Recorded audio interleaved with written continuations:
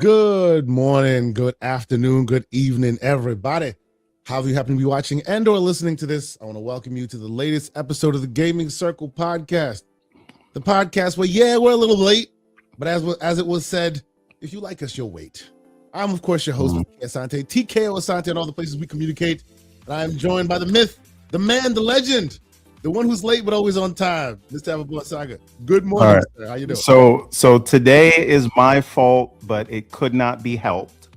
So just to get everybody knowing what's going on. So Lady Everborn is taking a class to get a certain certification, and I have to drive her in the mornings to the class, and it's online during the week, but in person on Saturdays. Okay. Which is normally fine, but today they're setting up for the Puerto Rican Day Parade in the Bronx. Oh yeah, and good luck that kind of destroyed me traffic-wise, and so that is what happened this morning. No smoke, sir. No smoke. As it was said, and shout out to the great nerds and other legends. If you're important, people will wait. If you've seen Be Cool, a great movie.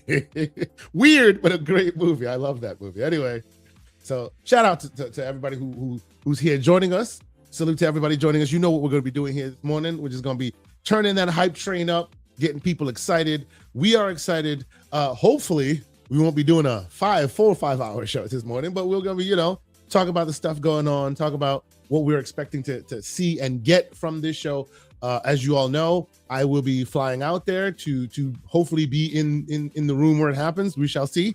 I will join us on the Discord if you want to, be on that journey with me. I tend to vlog during the day and stuff and chat with folks in that Discord when we do. So that is discord.gg/the Gaming Circle podcast, spelled out TGCP. Please join us there. We always have a lot of fun. And as these things happen, we will, of course, be keeping people up to date and all that in there. But Everborn, sir, tell us what's going on with you. Before we get into it, we know that the PlayStation State of Play will be out there. We'll talk a little bit about that. Obviously, Xbox Showcase is out there. I want to talk about that.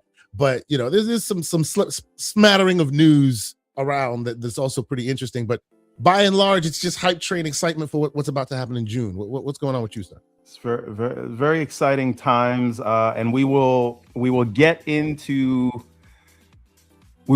all that new stuff later. But I am excited that we're gonna have basically 2 major showcases, and I know Sony's calling it a state of play, but they're doing it at a theater for like the first time in like a decade, which means they're probably prepping for an E3 of dreams, something to tell people why they should pay $900 for a PS5 Pro. Spoiler alert, you should not. But the fact that they are going to try to sell it, I think that all speaks to why they're talking about some sort of perceived exclusivity of the one single player game that they do a year. But I do think you're going to have these huge showcases going back to back. And what's different this time is for the first time in a long time, Sony's going first. Yeah, it's been a minute. We're gonna get. It's almost like it's digital, but it's rekindling that fire. Do you remember I think it was Kotaku or Polygon that posted that article once that had the photo of like back in the day during E3's fever. You could see like a PlayStation is on this side of the room, Xbox is on the other side. Their green is shining over blue and vice versa. They were like literally side by side in the room trying to fight for attention and whatnot. It's digital, but it seems like it's somewhat coming back in this form this year. Exciting times. For those who like to me, that excites me more than a lot of the sort of conversations that we're going to get into today. Just actually, because to me, that is the real console war, right? We have 2 showcases. They're going back and forth. Oh, that's some loud audio. Yes, but you got 2 competing platforms. They have showcases going head to head. Who's going to have a better showcase? And it's in the same week. And this is what we used to come up in, and I'm very excited for that. But again, before we get into that, by the way, Lucius, we will discuss this. Lucius Augustus says you'll see how the media online is working overtime to get Asher and team not to listen to fans because they hate Xbox fans. They do. They do. We all know they do. Is this the type of conversation we're gonna have today? Listen, they started it. They opened the door. I'm walking through it, but we'll walk through that door later. Now, sure.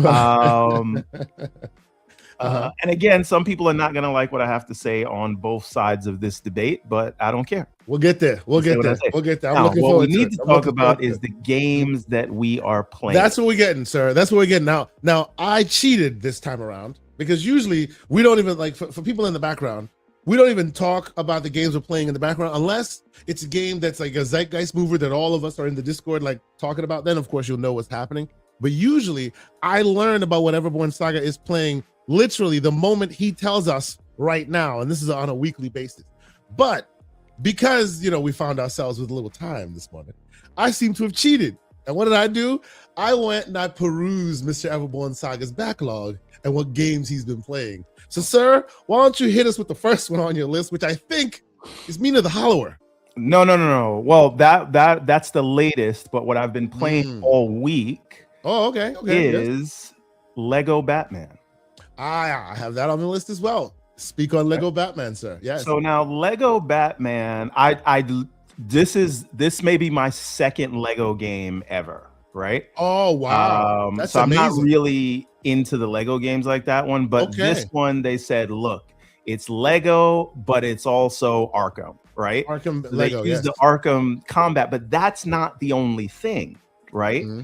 So this is obviously a love letter to Batman, but what they're doing here is they are taking the scenes from the Nolan and Matt Reeves movies and other things, and then weaving them into this Lego narrative, right? Mm-hmm. So the tutorial level from this is the Ra's al Ghul section of Christopher Nolan's Batman Begins, right? Mm-hmm. And then when you first get into the city, they kind of turn it into Matt Reeves, the Batman, and they recreate the same scene of Colin Farrell's Penguin in the car chase where he ends up upside down and seeing the Batman walking towards him, right? And so it's all these scenes that you remember from these Batman movies, and they weave them together into this narrative.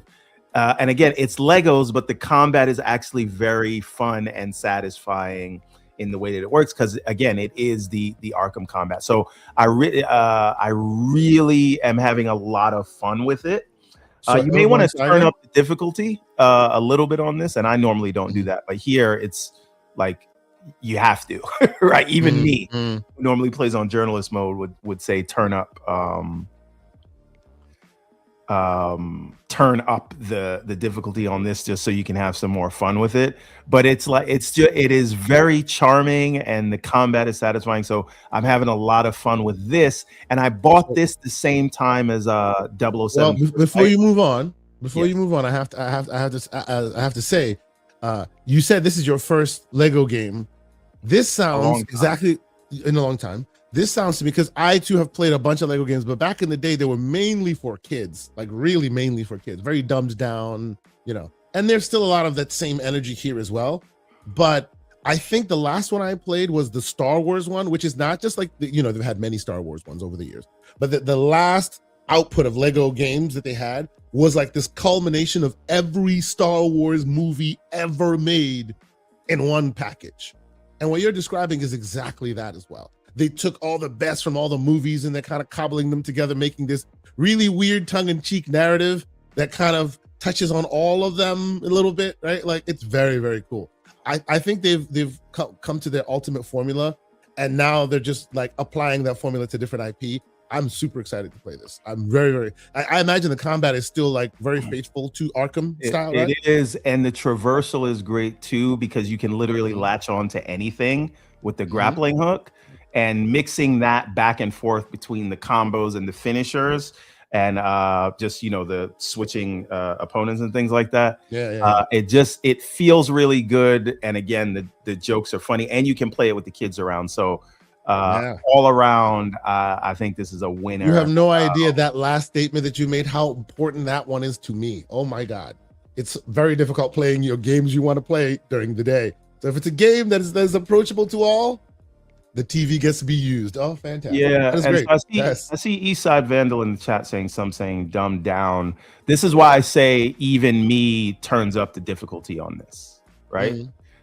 Just to give you some of that level of challenge that'll make it more interesting for us. Everborn Saga, take Legendary Yobi's advice. The next one you play, if you're interested in this kind of stuff, Skywalker Saga. So good. That was the one I was talking about. It is the love letter to Star Wars if you love it, and it's in this style, in exactly the Lego style that you're expecting now.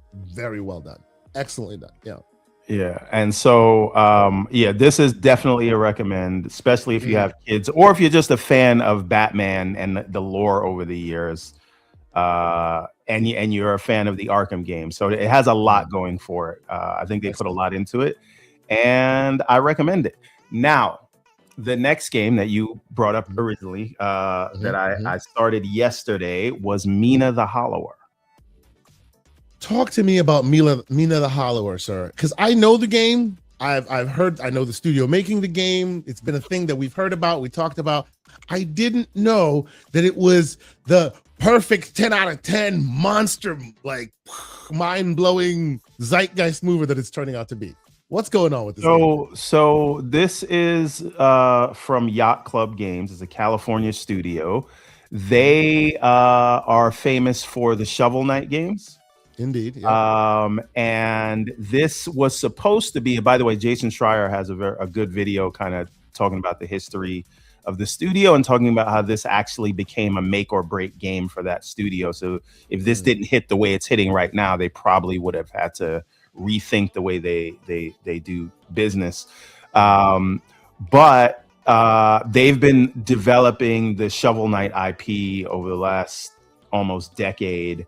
And they were in the middle of transitioning that to 3D, but then an intern came up with a prototype for this game, and then they ended up putting the entire senior staff right onto this, and so everyone's working on it, and it just became this sort of mythical thing. And it's something they're going to get back to now that they ship this. They're going to get back to the 3D Hollow Knight, but this is what the whole studio's been working on. It's about 15 people in the studio.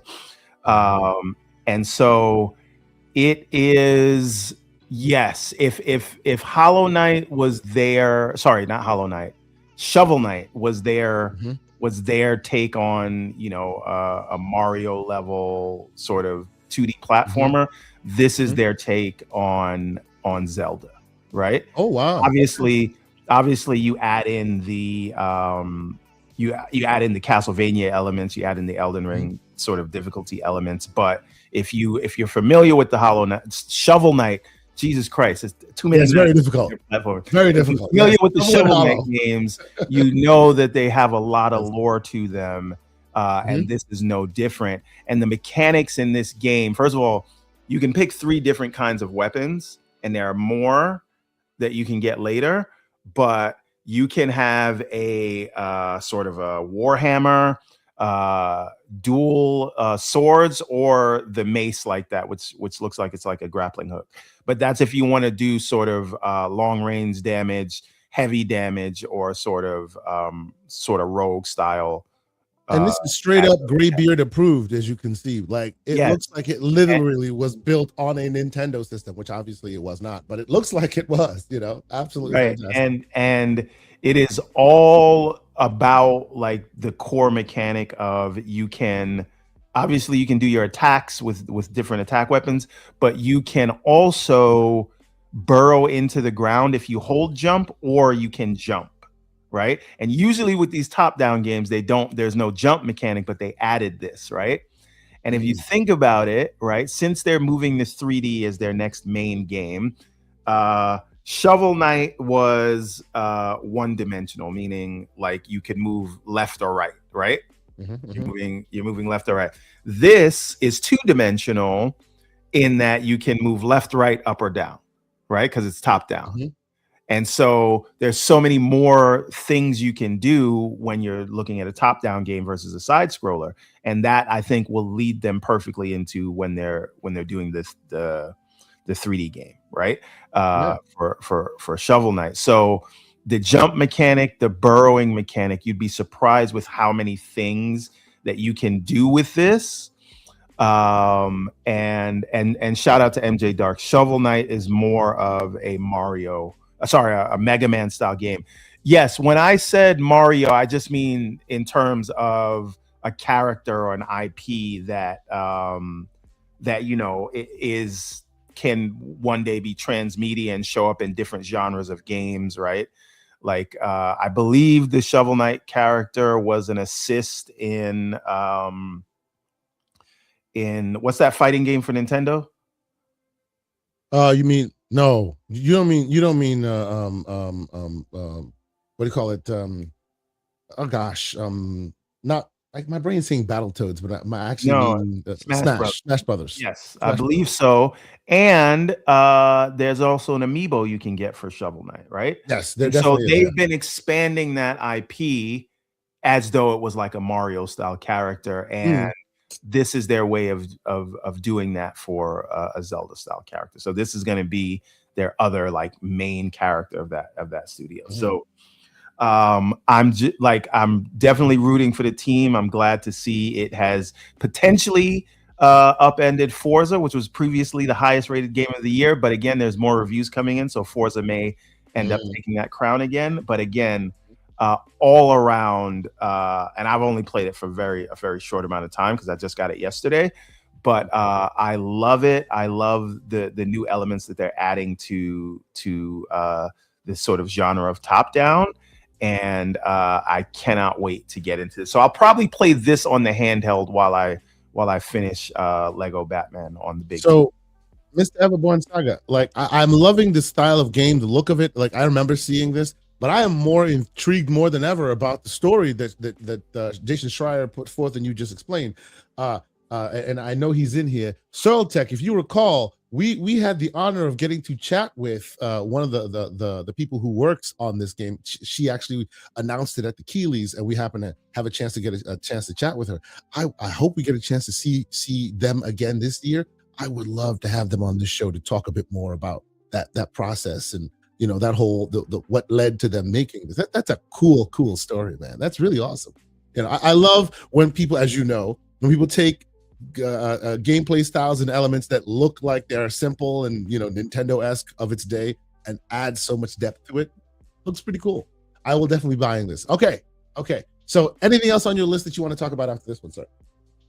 Those are the only two things I played this week. Like I said, I got 007 but haven't started it yet, and I have not touched Forza. That is your okay. I appreciate that. So very cool. By the way, before we continue, I put a question in the chat, just something to get us talking. What kind of games are you excited for coming up in this these June showcases, whether it be PlayStation, whether it be Xbox, whether it be your Nintendo platforms? Tell me what games, tell me what platform, why. I want to see what games I have on my excite list and see if I'm missing some or not. So put it in there, and throughout the show I'll be checking them and highlighting what I can. All right. So that from Mr. Everborn Saga was Mina the Hollower and Lego Batman, which I co-signed both because it sounds like both of them are definitely worth adding on our list. Actually, before I even continue, I see the chats are also brewing. So let me get to those real quick. First and foremost, Stone King X joined us this morning and decided to gift 5 memberships. Thank you so much. I appreciate you. This is so cool that's the first thing we got. 5 new members. Thank y'all so much. If you got a membership, salute to Stone Kings. He also included another membership. So that has 6 memberships he did. Unbelievable. Thank you so much. That's really cool. Of course, not to be outdone, the legendary Obi with a $5 super chat. He says, peace, love, life, gents. Modern day legends in this community. Thank you for your existence. Major respect to you. Every time I see this man on socials, anywhere, he is spreading nothing but that positivity. We need more like you in this community, good sir. So thank you for being here, as you always are. The great Lucius Augustus with a $5 super chat. He says, Funny how games everywhere is good for the industry, but the people who say, oh my God, here we go. People who say that never asking for PlayStation or Nintendo to do the same. Curious. Thank you, Lucius, for continuing to keep boot on neck as he does every day, every morning on this show. I appreciate you, sir. Matthew 16 with a €6 super chat. He says, shout out to my fellow Xbox fans all the way from Ireland. Oh, shout out to you, sir. He says, a place where our rivers run free and blood runs green. We are Xbox. Wow, I didn't know that Ireland was so passionate with the we bleed green. Now, of course, they are for other reasons, but is it the console or is it because it's green? I would love to learn more about how Ireland interfaces with maybe Xbox. Because the console colors are green, they gravitated towards it. You know, also, Xbox, why are you not leaning in on that? Like, that should be your. I'm also gonna theorize that part of it is also that their fellow countrymen in Britain, they've gravitated towards PlayStation, and Northern Ireland and Britain don't. I like they're together, but they're you know what I'm saying? Yeah. So they have a vested interest in sticking a thumb in the eye real quick. I get it. Okay. Shout out to you, sir. And then Teddy P with a $2 super chat. Nice avatar there. I appreciate that. Be careful what you're doing today. He says, get the likes up. Mario's still better than Sonic, though. Okay. I won't disagree. Anybody else on this panel? You know who else won't disagree? Whoever that guy that used to work with Yuji Naka that had those choice words for him. We can talk about that later. Exactly. You should bring that up. I forgot that one. You should remind me of that one later. Legendary Yobi continues in another final super chat. He says, I wonder why it's taking so long for Microsoft to implement the Clip Champ into the Xbox OS to replace the Upload Studio. Your thoughts? Sir, man, oh man. If there was one thing that disappoints me, and it's not even necessarily because I loved using or that I like using or whatever, it's that they came out on Front Street and they really said that they were going to do something about it, and then nothing. I've actually spoken to some folks in the background about it, and frankly, what they tell me is their telemetry tells them that is not enough people interface with that kind of thing, and so it's not worth putting the energy into it. At least that's what I heard like way long ago. But still, it was said. I was excited to use it, and this was way back when people could just hit a button and post to social and whatnot. Obviously, all that has changed since and all that. So I think the logistics on the ground are different now, but it is just an eyesore. You said you'd fix it, and it's still kind of what it is. You know what I mean? It's very disappointing. Everborn, you know what I'm talking about, right? When Xbox, actually, it was Jason who came out on the great ILP and said they were looking to fix the video recording on the Xbox OS, and it's still kind of god awful. What do you think? Well, then again, I haven't. Probably don't even use it. Yeah, I haven't been on the console in so long. I'm just waiting for them to get the PC app up to snuff with the UI that we have in the console, which we all know and love. Best gaming UI in the industry, but they just don't want to bring it to the PC app because they hate me. So it's actually funny you say this, because that could also be smoke that we have not really levied, because Clip Champ that he's talking about is a PC app that they bought, then they integrated lightly. That should be, in my opinion, how you hit record on your Xbox Ally and all these other devices. Even there, it hasn't been integrated yet. What do we do? That would actually require synergy within Microsoft, which we know that as a company, they just do not have. But it becomes difficult. Yeah, it is what it is. Yeah, it is what it is. But yes, shout out to the great Legendary Yobi, always bringing the thought-provoking questions. Matthew 16 also adds a €2.5 super chat and says, supercalifragilistic Xbox Alidocious. Oh, no. I missed that this time. It's supercalifragilistic Xbox Asha-docious. Forgive me. Last time I caught that one day one. This time I had to do it again. Forgive me. Shout out to you. And then, oh man, what are we going to do this? Well, how are we going to do this? All right. I won't do it because he's not here. The great Pixel Bit G is here with a final super chat. For those who know, watch last week's show. Or was it last week or was it 2 weeks ago? Anyway, he says, good morning, gents. The next Xbox name should be Nexus or Off Ramp. Thank me later. Have a good show, bros. I actually think Nexus is not a bad one, But off ramp, come on now. Now you're going a little far. Now you go a little far. Maybe we should take another stab at that. We did this last time. I don't see the problem with calling it Helix, but in my opinion, they should just call it Xbox 6. But they're not going to listen to me. Nah, the Xbox 6. That ship has sailed. Come on now. You can't have all these weird games or wait a minute, or just Xbox. That they could do. And that I think they might do. And they'll just call it Xbox and then 2027 or whenever it comes out, right? And then the next time they make another one, they'll just revise it, same thing, and that would be it. But yeah, usually as it tends to be, the code names are always better than the actual ultimate names anyway. So it is what it is. So we'll talk about except for Durango. Durango should have stayed a code name, but I take your point. Durango actually never came out, right? Durango just continued to stay, right? It continued to be the fabled device that never released. It is what it is. If you have a good name, let us know.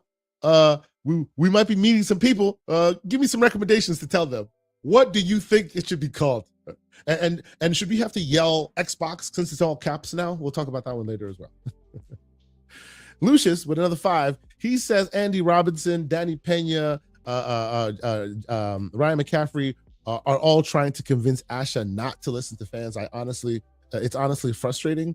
Good for thee, but not for me. Really, I did not hear those names. Admittedly, I have not been on them Twitter streets these days as much as I used to be, so I haven't really been paying attention to all that. But that surprises me. Some don't, but some do. I'll leave it at that. But okay. All right. So and we have the great Hollywood Rules. He joins us with a $2 super chat. He says, "Good morning, good old bros saga. You in the NYC parade season inbound. Yeah, this is probably why your ass was as late as it was." Yeah, I don't even know if it was the Puerto Rican Day Parade, but I saw so many Puerto Rican flags, and it was on the Grand Concourse. Oh yeah. The course she takes is on Fordham Road. So if you know what it's like over there. So maybe it wasn't the official Puerto Rican Day Parade, but it was definitely something to do with Puerto Rico. And then our final super chat, $5 super chat from the great legendary Obi. He says, I see a video years ago about Clipchamp. In the video, it was blurred out and it showed Clipchamp plus Xbox, and I got excited. Still waiting. Yeah, man, you and me both. Unfortunately, I was expecting it, but it is what it is. I lied. One more. Matthew 16 with another 2.5, and he says Xbox Helix. Bro, we need to talk, man. I want to understand how much excitement Ireland has for Xbox, because I feel like in most European countries, the people I speak to, they don't tend to be as exciting. Like the great, we talked to a lot of folks from across the pond there, and not too many people. There are some pockets of Xbox, but there aren't too many, huge pockets to where it's somewhat of a zeitgeist in those locations. Part of that is those locations you're talking about. English is not the primary language of the country. And we know how historically Xbox has been with localization. And so it makes sense to me that an English-speaking country would have more affinity than the non-English speakers. There's also the UK and a few other places. Yeah, but thanks to Jimbo, thanks to Flying Lion Ryan, Jimbo Slice. The UK actually used to be a stronghold for Xbox. Jimbo took that away. So, indeed. All right, so let's get back to the games. Before we get to the news proper. So, of course, let's just get the obligatory news out of the way. Forza, it's great. Keep playing Forza. It is hitting records. It is doing numbers. Rightly so, well deserved. If I move out the way right now, my man, here you see me and my stick. Let me get this out the way here. Hey yo, stop it! This is how I'm playing Forza these days. Got the wheel, the whole situation. I am terrible at it, but I'm dedicated to learning how to use it. It's fantastic. I am playing it as much as I possibly can. It's so much fun. As you see, this is usually in the playroom for the kids. I brought this in the office because it's daddy's now. He's gonna play this thing for a couple hours. See how I do. But yes, I have been terrible at it. I barely win any races when I'm using it, but it is fantastic.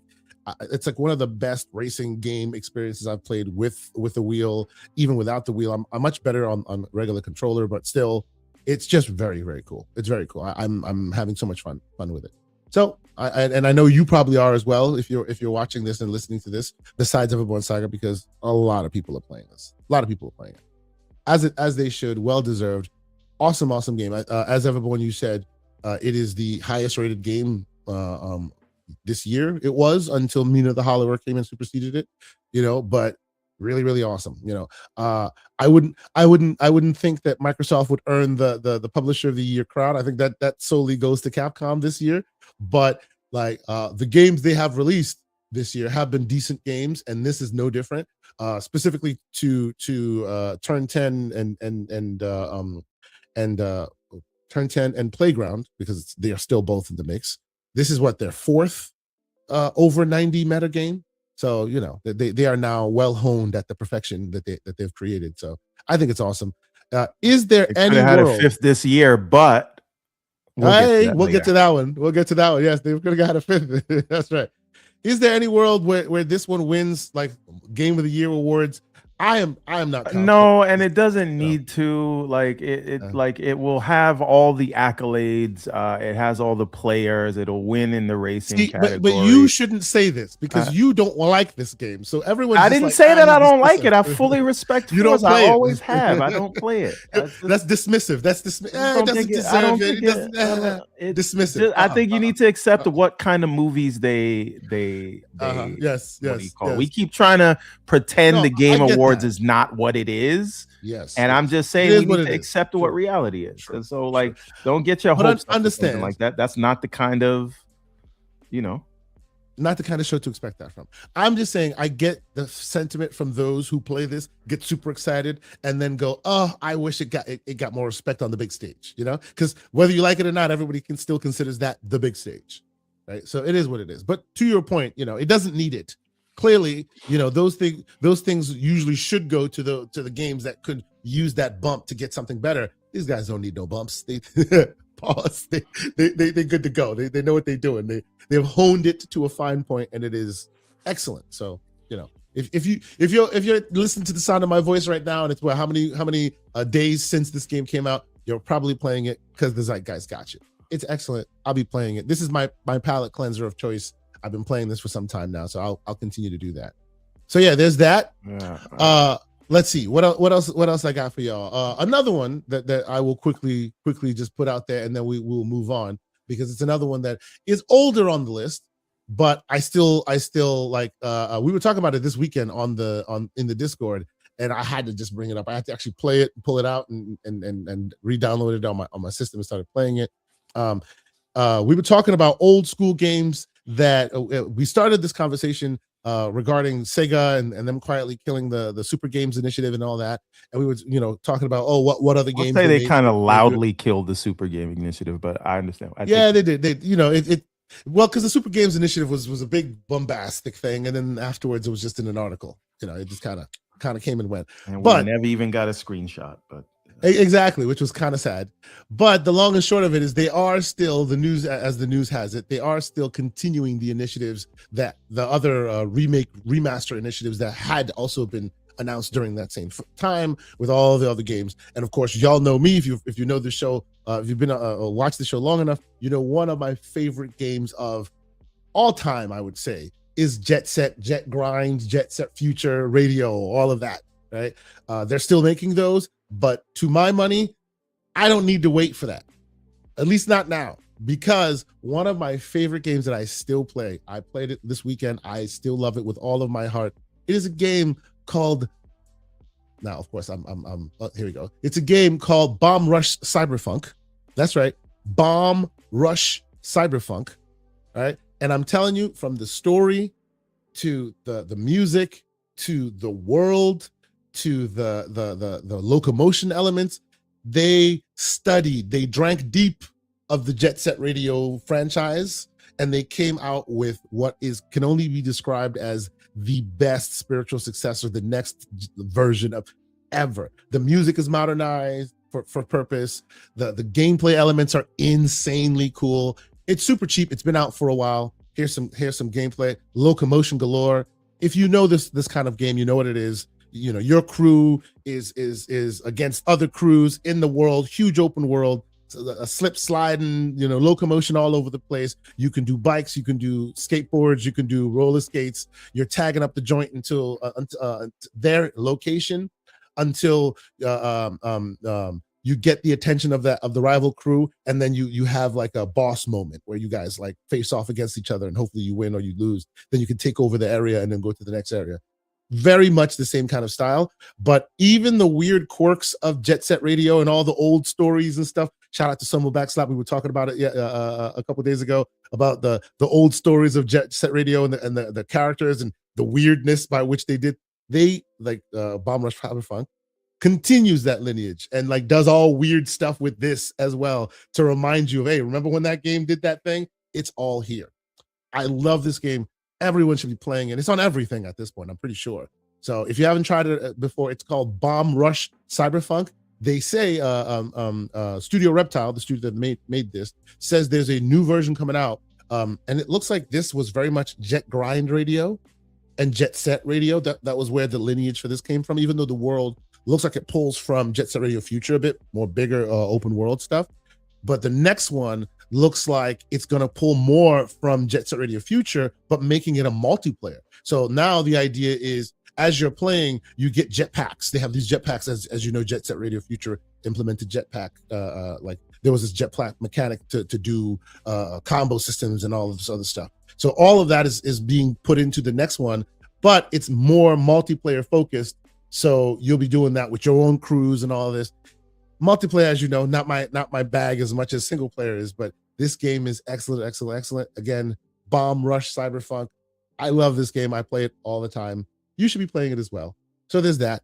Bomb Rush Cyberpunk. Everborn, have you actually ever even thought of this? I don't know if this is your genre. I don't know if this is something that you're into, I feel like I picked up this game. It might be in my library already, but it's one of those things where I bought because it looked interesting, but I never found time to play it. Okay. So I may own this already. Okay. Those who missed the days when hip hop and urban music was in gaming and not just sports games, get this game. Such awesome music. And it's not just because it's a sports game, because these days the only time you find real good music, urban good hip hop and the like in music is if it's like, basketball or football or something like that. This game has the best music. It's so good, as well as all the other style of music you'd expect from a genre like this. Expertly done. Small team. I think they're from the Netherlands, so I used to live there, so that's my bag. But they are a great team. Did excellent work. I'm so excited for Bomb Rush. I hope the next one is just as good. Last game that I want to discuss real quick before we get into some of the stories is a game I talked about last week. I spent more time in it. Everborn Saga. This is my reminder to you. I especially expect that you will either put this on your radar, have already gotten this game, but I'm hoping you raise it in your backlog.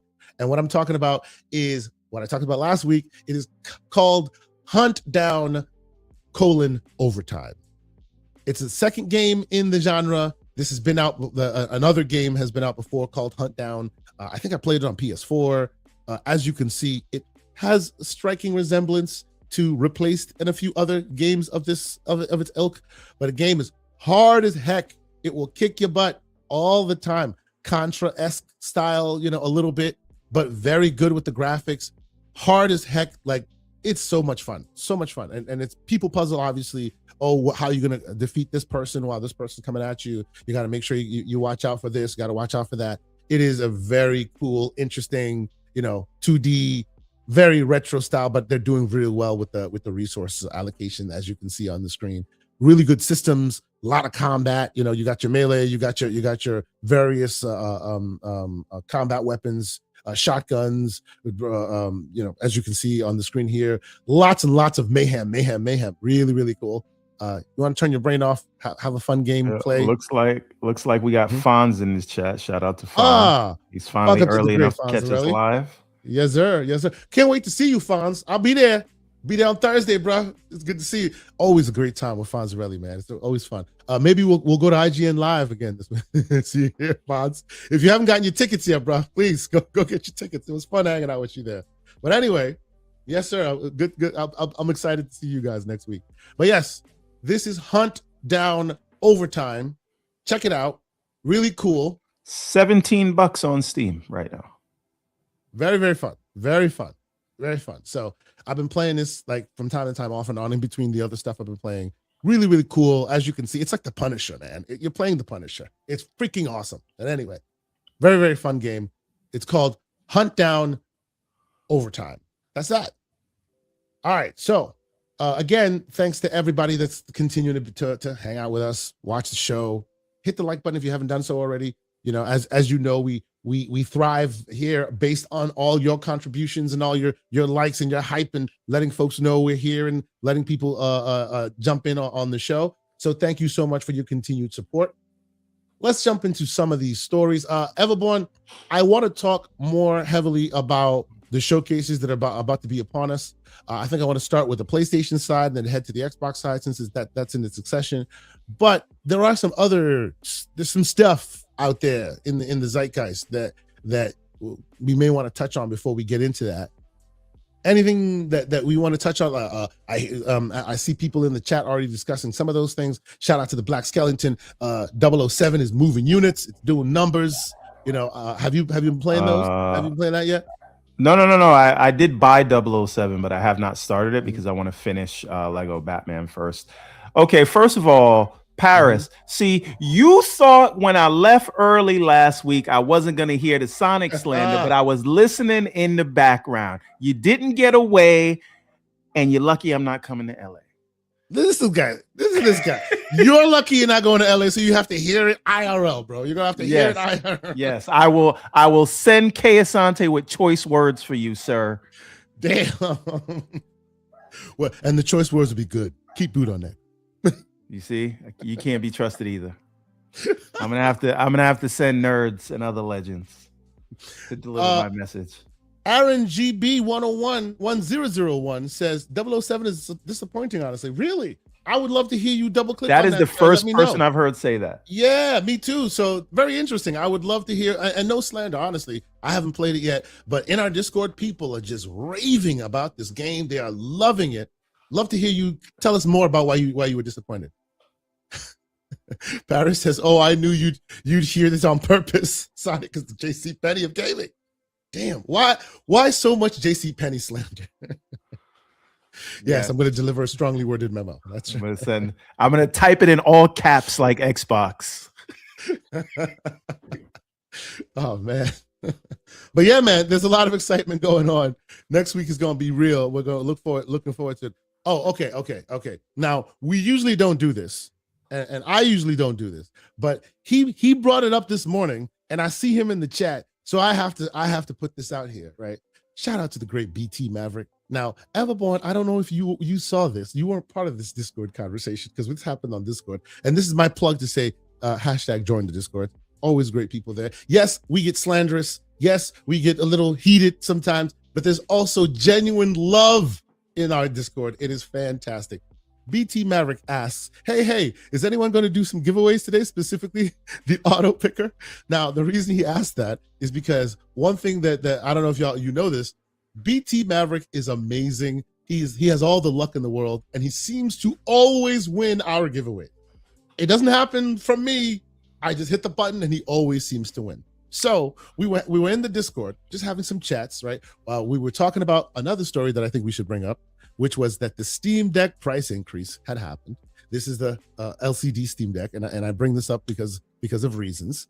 And I was saying, hey, there are some folks in our Discord who, maybe might want to get their hands on this and might not be financially capable or whatever. So here's an old LCD Steam Deck that I have. Right, I have the OLED one as well, but the LCD one is sitting here. I have not used it for a long time. If somebody wants it, I'll give it to you for $200. Sir, BT Maverick promptly in the DM pinged me and said, "Oh, I always win these giveaways. I want somebody else to win." And one of our great members in our community was there. He wanted it. 5 minutes later, he got it for free thanks to BT Maverick.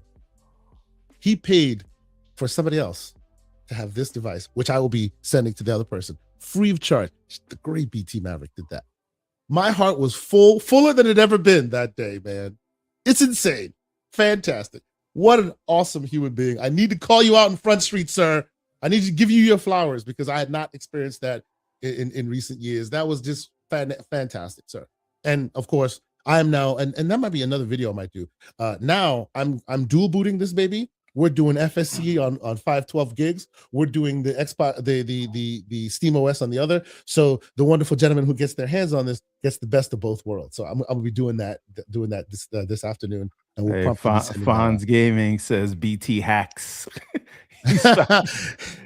He's a white hat hacker. He does it all for the love and you know, respecting of the community. I appreciate what he did, man. That was so beautiful. Thank you again, man. That was fantastic. So shout out to the great BT. But that is all to say, join us in the Discord, man. We have a lot of fun out there. We always do. And I know a lot of people say that Discord, you know, the Discord app for some of the gray beards is a little complicated, confusing. We don't spend you can get deeper into the text and all of that, but we just join the voice chat. Just put your headphones in and we just chat. You know, we talk. It's not too much, you know, a lot of people working, just chatting in the background. We have great conversations. So join us there. We've had awesome conversations in the past, slanderous and the like, but it's been great. So please join us if and when you can. It's always fantastic on in the Discord community. So let's get to some of these stories there, Everborn Saga. You said you wanted to talk first about a story that you had that you teased a little bit ago. Why don't you hit us with that right now? Well, which one? I feel like I had some subliminal. The Sega. Oh wait, okay. So this should be quick. I just need to find the post. Okay, so former Sega executive Mike Fisher has some choice words for Yuji Naka. This is a direct quote. He says, "He is literally the most miserable person I ever worked with in games or anything else in my life. Just a horrible human being. And you can quote me on that. As you know, he's now a convicted felon. He also believes he received too much credit for the for the creation of Sonic the Hedgehog. By the way, I should also point out that if you've read and I do recommend you read this book, Game Changers or Game Changer from Peter Moore. He talked about his last day at Sega, and it involved an exchange with Yuji Naka. This is when he tried to explain how the US was feeling towards Sega. And effectively Yuji Naka just didn't believe what he was telling them, and Peter Moore had a translator, and for the translator, he's told the translator to tell Yuji Naka to go F himself, and then the translator tried to say, "We don't have a word for that," and then Peter Moore was like, "Yes, you do." And that was the last day he had ever worked there. So apparently Yuji Naka is a little bit of a prima donna. And this is the man. This is your man. He is to you what Gojima is to MJ. Is what I'm saying. I don't know about all of that. I don't know. He created your man. I'm just saying. Well, I mean, this is a fun fact. You know, one of the people that is supremely responsible for Sonic truly entering the zeitgeist with Sonic 2, because it was really Sonic 2 where he entered. It was actually what's this guy's name? He does the hardware design for Sega, for Sony. Cerny, Mark Cerny. Mark Cerny, yes. Mark Cerny used to work for Sega of America, and he is the one who pulled development for Sonic 2 over into Sega of America and brought over Yuji Naka to kind of empower him to help craft that game. So a lot of the success of that is partly owed to Mark Cerny. It's a fun fact. Umbra, you better watch out now. You gotta catch some bodies. You gotta catch some smoke from Everborn Saga. Keep talking like that. I'm just saying. People go for it now. Oh boy, the chat is enjoying themselves. Man, I did not know Yuji Naka was such a character. I might start having to do a little bit more research on this man. He's quite the prima donna. That's awesome. Okay. And he's right now serving hard time. What was he? What was his crime again? Insider trading. Okay. Very nice. And which I he don't mean that denies. in a good way. Of course. Which he denies. You know, of course. All right. Fantastic. Okay. So beyond that story, let's see. What else we got before we get to all the craziness. So there's dashboard stuff happening, right? We were talking a little bit ago about 007. I'm really caught by the zeitgeist, but I just don't have the time. Like as we just talked about, like this week will be spent with me rebuilding this thing so that we have it ready before I head to LA and all that. So I will definitely be playing it when I get back. But I hear like people are just like enraptured by this game. I hear it being referred to as Uncharted and obviously Hitman and also Tomb Raider, all in this wonderful package. You know, I don't know, Everborn, if you've been keeping up with the zeitgeist on that as well. That's the other place I was going. So thank you, Aaron, for heading me. He says he was just 007 is woke. I hear actually quite the contrary. And obviously before we continue, I only use that word in the shallow terms of being referred to. I know that's not the way the word is supposed to be used. Aaron really does not like 007. I gotta say. Hey, but I hear the gameplay is excellent. I hear even those who well, there's another Aaron that doesn't like it as well. He says not woke, just boring.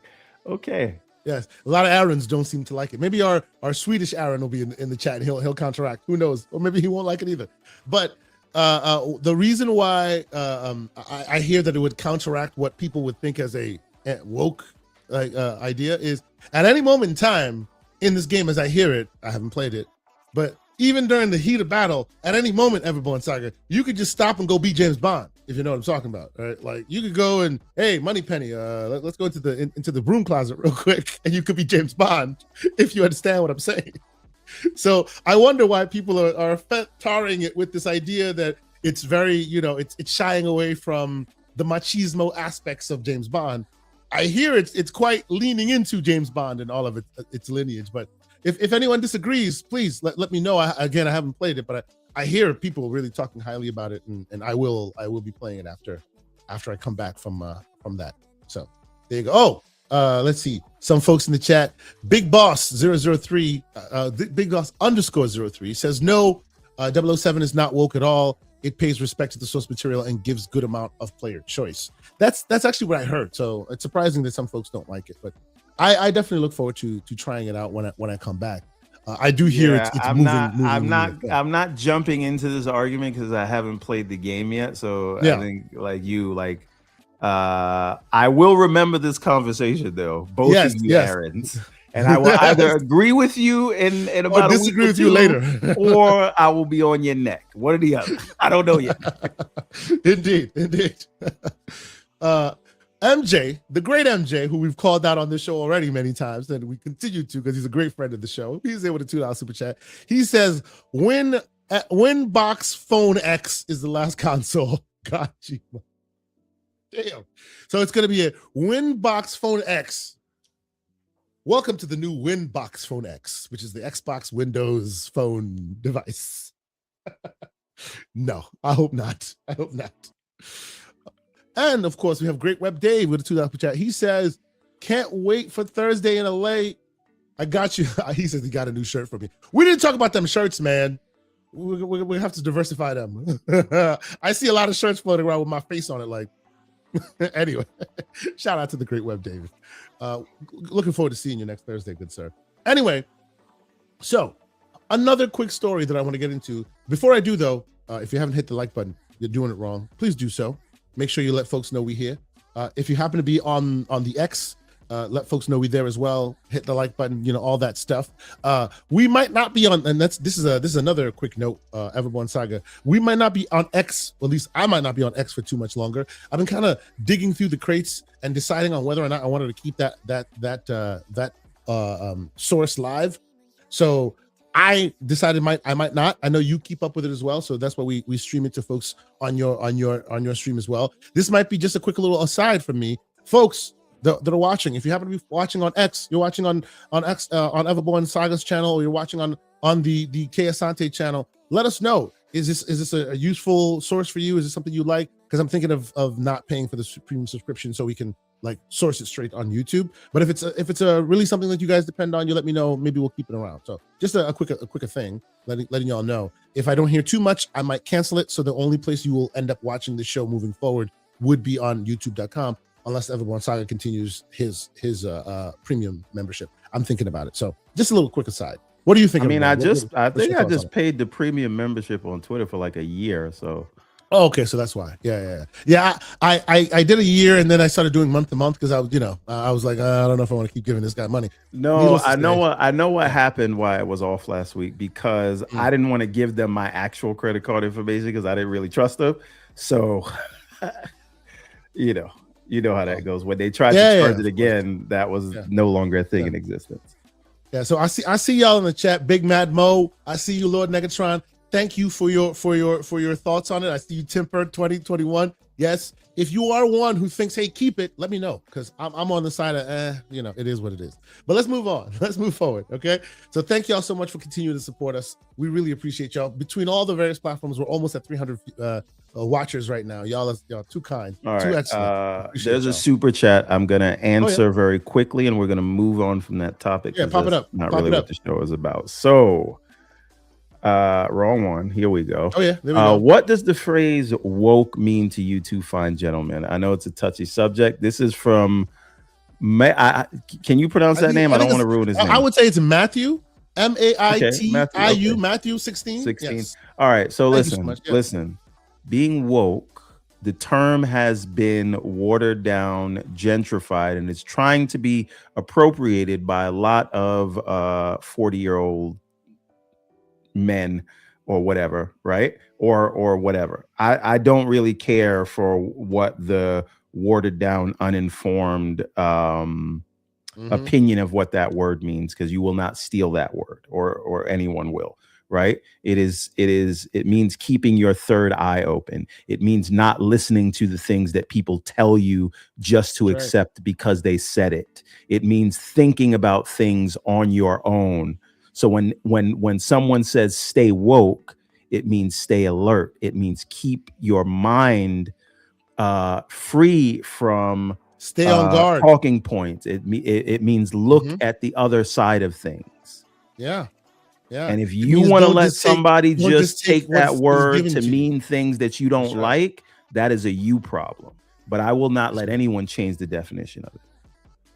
So if you ask me if I'm woke, I will always tell you yes.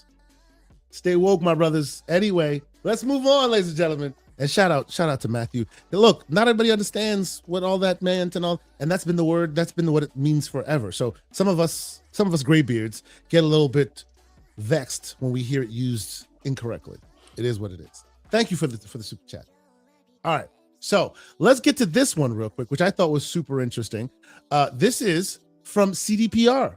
They just jumped in out of nowhere and went, guess what? Witcher 3 has another DLC. Holy crap. I am so excited. Because two things. One, Witcher 3 is still an excellent game, and it also means they have not given up on their engine. And the engine is continuing to see some life. I hope that one day we hear more being brought forth from this engine, because I know it's old and people have moved on from it, but they keep saying we're done here, and then they do again. We're done here, and then they do it again. They've done the same thing with Cyberpunk. Right, and now they're doing it here. They come out on Front Street and they say, nope, we're done. We're pencils down. We're moving over to Unreal Engine 5. We'll continue there. And now once again, another DLC. Now, what is this DLC? Is it the UE 5 or 6? No. This is not a UE5 expansion. And just on that topic, I think people there's like not a misnomer, but it is a thing that happened way back when. If we recall, back in 2022, CDPR did come out. This was way during the transition of when we were heading to the next gen, like the current gen we're in right now.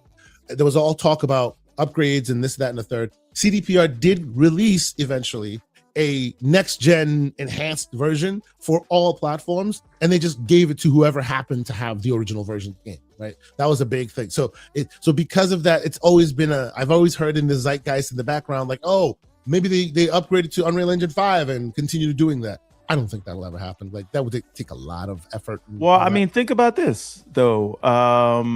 I think you can add the expansion with the UE5 update, because that's really what Campaign Evolved is, right? They're adding new scenes, they're adding new missions and things like that. Yeah. So you can do an expansion and still keep the bulk of the original absolutely game. I just think that they may not spend, even though I'm super excited to see them actually break code and continue to work on this game and on this in this engine. I don't want to hold out hope that they're going to give me more here, because I want them to continue to working on the Red engine. But it just seems like every 5 minutes they touch it, they go yay, we all go yay, and then they go, now we're going back to Unreal Engine 5. We're like, boo. You know what I'm saying? Like, not to say I hate Unreal, you know, tongue in cheek, we'd always do that with Umbra. I think Unreal does good work, but the Red engine still deserves some respect, man. But again, if you think of all the Red engine updates post Witcher 3 that you have in Cyberpunk, to see that in Witcher 3 is probably going to be a and actually shout out to Slow-Mo Backslap who's in here as well, talking about it's a superior engine. I recall him talking about this some time ago, and I agree with him. That is the big reason why I think that Epic was so gung-ho about them moving Witcher 4 to Unreal, because these guys are like wizards. Look at what they're doing with their own engine. Guess what that'll do? It'll fix all the faux pas of Unreal. They're hoping. They're bringing engineering resources from their own engine to Unreal. These guys who are such wizards with their engine, it can only make Unreal better, right? I just wish like they wouldn't have to mothball Unreal Red engine in order to do it. You know what I mean? Like, I think it's a great engine. This is shout out to them for continuing to give people more in this. You know, the game has sold over 60 million copies, as it says here, right? Since its release in 2015. Fantastic. You know, shout out to them for continuing to remember the community in that way. I think that's really cool. You know, have you ever finished The Witcher, by the way? Everborn? Absolutely not. So I'm looking. What is the length of time that you've put into this thing? I know a lot of people say they tried 5-6 times before they actually even got through it. I will get back to you shortly. I'm gonna go and check my play stats. And of course, shout out to Paris Lily. He says CDPR engineers are sorcerers. I know you know some of them. If and when you talk to them, tell them that some of us still love the Red engine. We hope they continue. It doesn't matter. You're not getting it back. I know. Yes, look what they did with on Switch 2. Absolutely. Excellent, man. Excellent. I'm just so sad that it looks like the bulk of their efforts are heading towards, Unreal Engine 5. It is what it is. But yes, I will be. You'll be hearing me talk about this when it inevitably comes out. You know. Well, okay. So Lucius says he'll be jumping on here when there's a certain topic. You got to tell us what the topic is, man, because we're just gonna be talking about hype train stuff, man. Unless that's what you're talking about. Please jump in whenever you're ready. And in case I don't know what it is, let me know so I bring it up so that you join us anyway. But all right.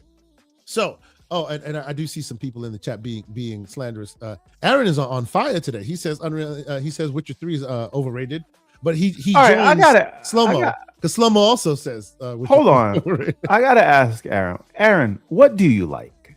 Yeah, let us know. Do you have fun with? Exactly. Let us know. All right. So besides that, let's see. How do we know how large this expansion will be? Let's see. They didn't give us too many details. This is actually from their official page. So they're talking about a snapshot, like the third expansion coming. It launched in 2027 on PlayStation 5, on Xbox, and on PC. And they're co-developing the song. What is it? It is co-developing of the expansion called Songs of the Past with Fool's Theory, which is another development studio who's doing the work. We don't have too much details as in how big or the scope or scale.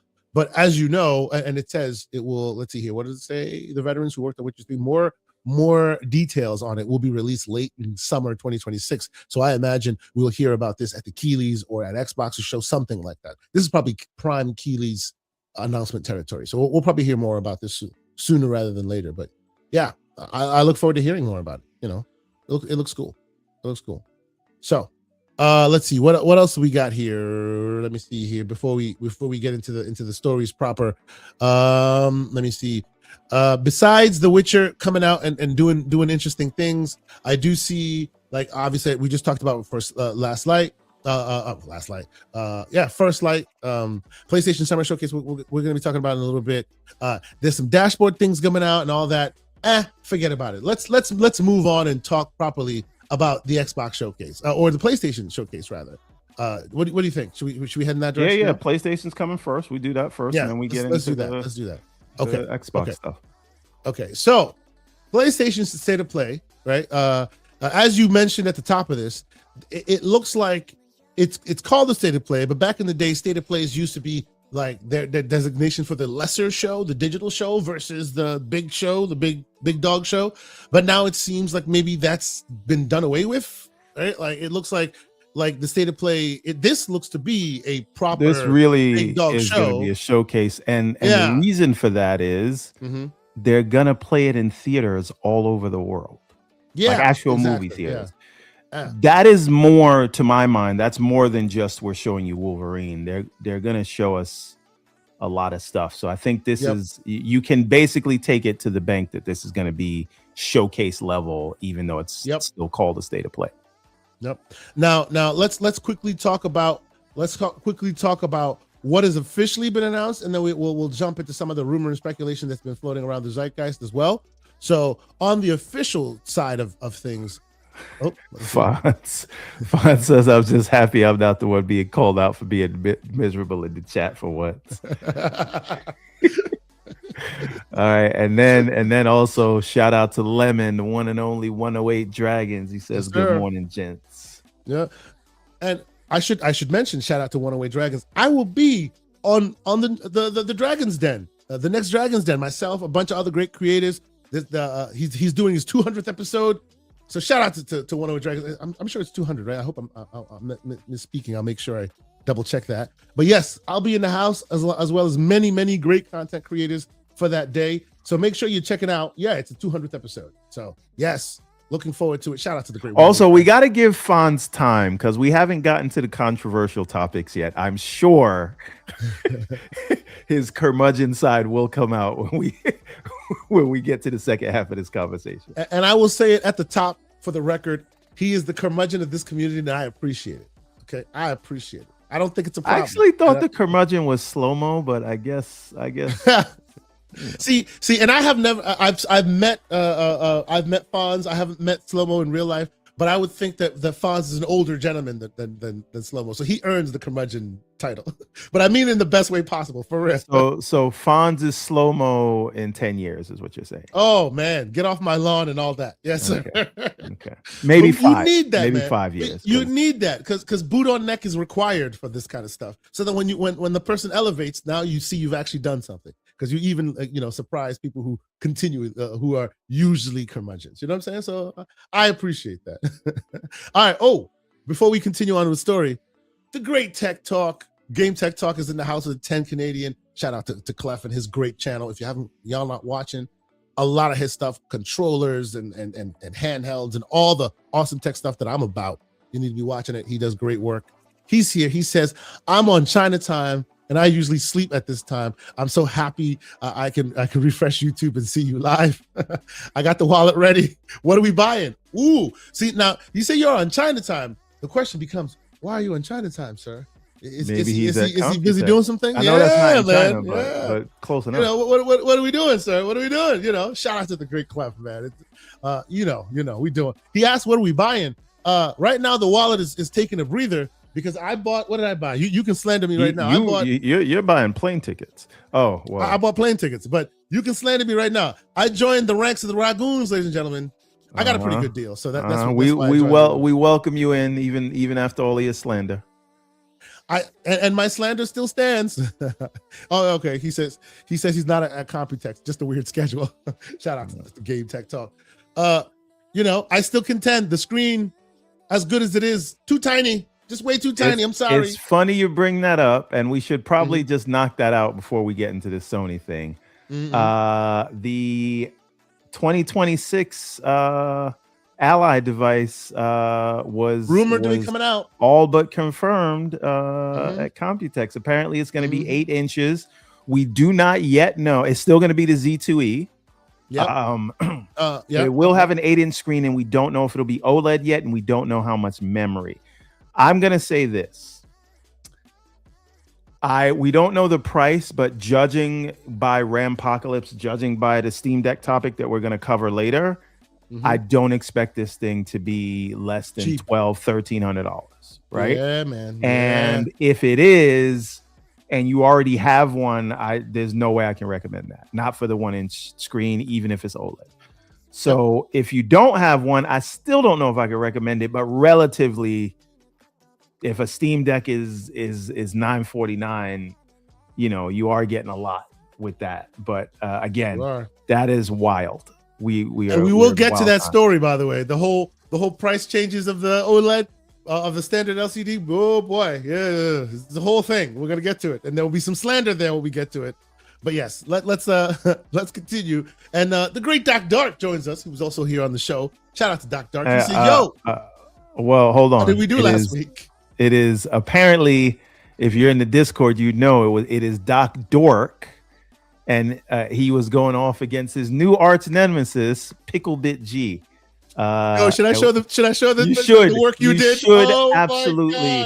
You should absolutely show it. Ladies and gentlemen, like usually we don't do this because we keep this for the Discord. We have to, because come on now, we can't always be doing the crazy stuff out on Front Street. But I will vamp and I will do my best to try. Okay, wait, no, don't show it. You need to come to the Discord to see it. Oh my God. We are not showing it. That you need to become nope, Doc. We're not showing it. Let him sign up to the Discord. Maybe you should let him come to the Discord. Show him the Doc Dark. And then they can come see the pick up bitch. Sir, oh my God. And usually it's not, Everborn Saga is not the wizard of AI, but in this case, sir, slow clap, man. Slow clap. I have never seen such great work. So Lucius is against. Lucius says, "Show them nothing. Make them come to the Discord." Discord.gg/. We have a whole meme section in the Discord. Yo, yeah, those are our exclusives. You want to come? You want to come and see that? All right. This is the thing. Doc is here. He is saying show his at least. Okay. We can show Doc's. That's all they're gonna get. You're not gonna get Picklebit G. You're not gonna get the versus screen. You're not gonna get all the other ones. Versus the whole situation. Come on. Do you have it? If you don't, I'll pull it up. I don't know how to get it to you. Put it in the private chat, and I'll just pull it from there. Can I? But anyway, no. Just a link to the picture. Yeah, I will DM it to you. Okay, you do that. You do that. So let me, while you DM it to me, let me rattle off what we officially know first party, what's coming, and then we can talk a bit more about what people think is coming and what has been rumored in the background, right? So officially, we know they're going to be talking more about Wolverine, right? And let's be clear. I am a Marvel zombie from way back. I am super excited for this, It is sad to me that it now sounds like it may only come to PC. We'll see if that really holds out. I'll play it on PlayStation. PC? It may not. It may not come to PC. I give it 2 years. Stand on that market. He's on the line. Okay. 2-year delay on single player games, even though they tell you it's never coming. Now, there's a rigorous debate going on in the chat saying show nothing. It is almost like logos at an Xbox showcase. Oh my God, what are we doing? So why should we advertise on another platform that is not our Discord? Oh man. But anyway, we'll get to that later. Get to discord.gg/tggcp and check it out. It was, one of the funniest things I'd seen in a very long time, ladies and gentlemen. Like y'all need to be a part of that. Anyway, so there's obviously they have officially talked about Wolverine talk. Are you gonna buy Wolverine Everborn Saga? Is this something that excites you? I will buy it Insomniac? as it comes to Steam. Yes. Oh, so you're not playing it on PlayStation, even though you want to PS5? Not a chance. Why not? I, since 2024, have not turned on either my Xbox or PlayStation, and I've been doing just fine. and I've been buying a bunch of games that I do not have time to play, as evidenced by me not even having time to get to 007 yet. There are too many games for me to go out and play in a place where I don't feel like playing. That goes for Xbox, that goes for PlayStation, and sometimes it even goes for the Switch. Right? So if you want my money, you will put the game where I feel like paying for it. Yeah. If you don't want my money, then you don't want my money, and that's your prerogative. But as we've seen this generation, all of these companies are doing the things that are beneficial for their wallets and their bottom lines, right? They don't care that PlayStation customers want more single player games. They said we got to put multiplayer games out like Concord and Marathon, right? They don't care that people want a Destiny 3. They shutting that down, right? Xbox doesn't care that their customers want exclusives. So what? They barely care if you want logos, which we will get into later. They're doing what they feel like doing. So you know what I'm going to do? I'm going to play where I want and spend my money, not because I owe any brand anything. So you put the game where I want to play it, or you get, pardon my French, but you don't get shit. Everborn Saga starting to sound like me on episode 100, way back in the day. Hey, no loyalty to any one brand. Shout out to you, good sir. It is what it is. Because they will change their minds on a dime if it suits their purpose. So you should never be beholden to them. I agree, sir. I agree wholeheartedly. It's talking about support the devs. How you about to support your wallet? Always your wallet instead of anything and everything else, because your wallet is more important to you than anybody. It will be to anyone else. And on that topic, let the slander begin, ladies and gentlemen. Lucius, what's going on, good sir? Welcome. I hope that when this PlayStation showcase happens, that Danny Pena and Ryan McCaffrey and all those other media people online ask PlayStation, hey, where's the Xbox logo? Because it's going to be best for everyone if they know where all the games are. Keep the same. Well, we're not at that topic yet, but I will say this, Lucius. When the rumor came out that Sony was going to listen to their fans and pull games from PC, which all evidence has showed that it has not slowed down their console sales. Right? Matt Piscatella will tell you that. Matthew Ball will tell you that. Everyone will tell you it did not affect console sales, but they're pulling them. You know why? Because their core fans didn't like it. And nobody had not one person for the media was like, this is a bad idea for the industry. This is not. No, they all said, you know what? PlayStation is doing what they believe is best for their consumer base. Y'all are putting the cart before the horse on me. Right, here, man. Let's talk about some of his games, man. Let's do this thing first. We gotta. Let's talk about the games, man. We'll get to Logo Gate. We'll get to Logo Gate in a minute. I promise you, we'll get there. Because even Asha has updated. There's more information there. We'll get to all of that. Don't worry. We'll get to all of that. So, as we've spoken about, what has been heavily confirmed, of course, is Wolverine coming out. Hey, I think super excited. Paris wants to join this topic, but we're not there yet. So we got to. Paris, sir, you have the link. Before Same link we always use, sir. You are always welcome. Please join us. It's all good. That's right.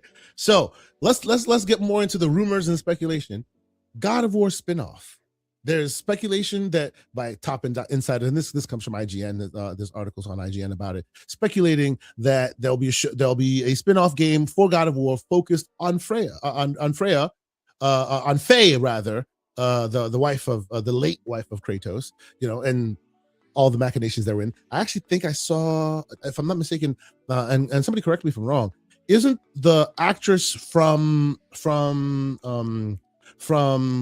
Daredevil, redheaded actress from Daredevil, forget her name right now, isn't she Deborah Ann Wall? Yeah, she's set to play a character in the next God of War. I'm not sure if she's going to be the protagonist or. I think she was Faye, right?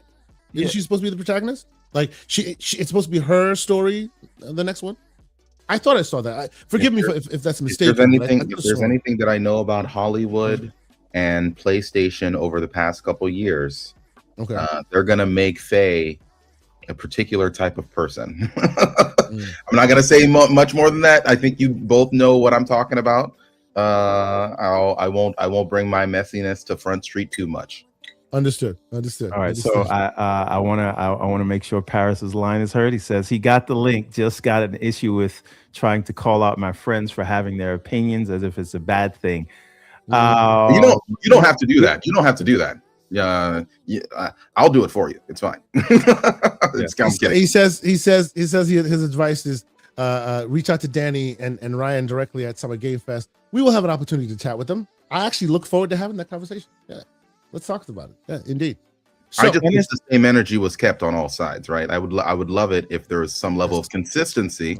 If we are advocating that gaming should go in a particular direction, then I expect that when PlayStation makes announcements, or there are rumors of them not bringing their games to PC, those same people should be on Front Street talking about how this is a bad thing for the industry and that it's only best if all games go everywhere. I have no problem with that mentality. I just want it to be consistent, and it does not seem to be consistent, which is fine. People don't have to create justifications for me or anybody else. They can think what they want, and that's fine.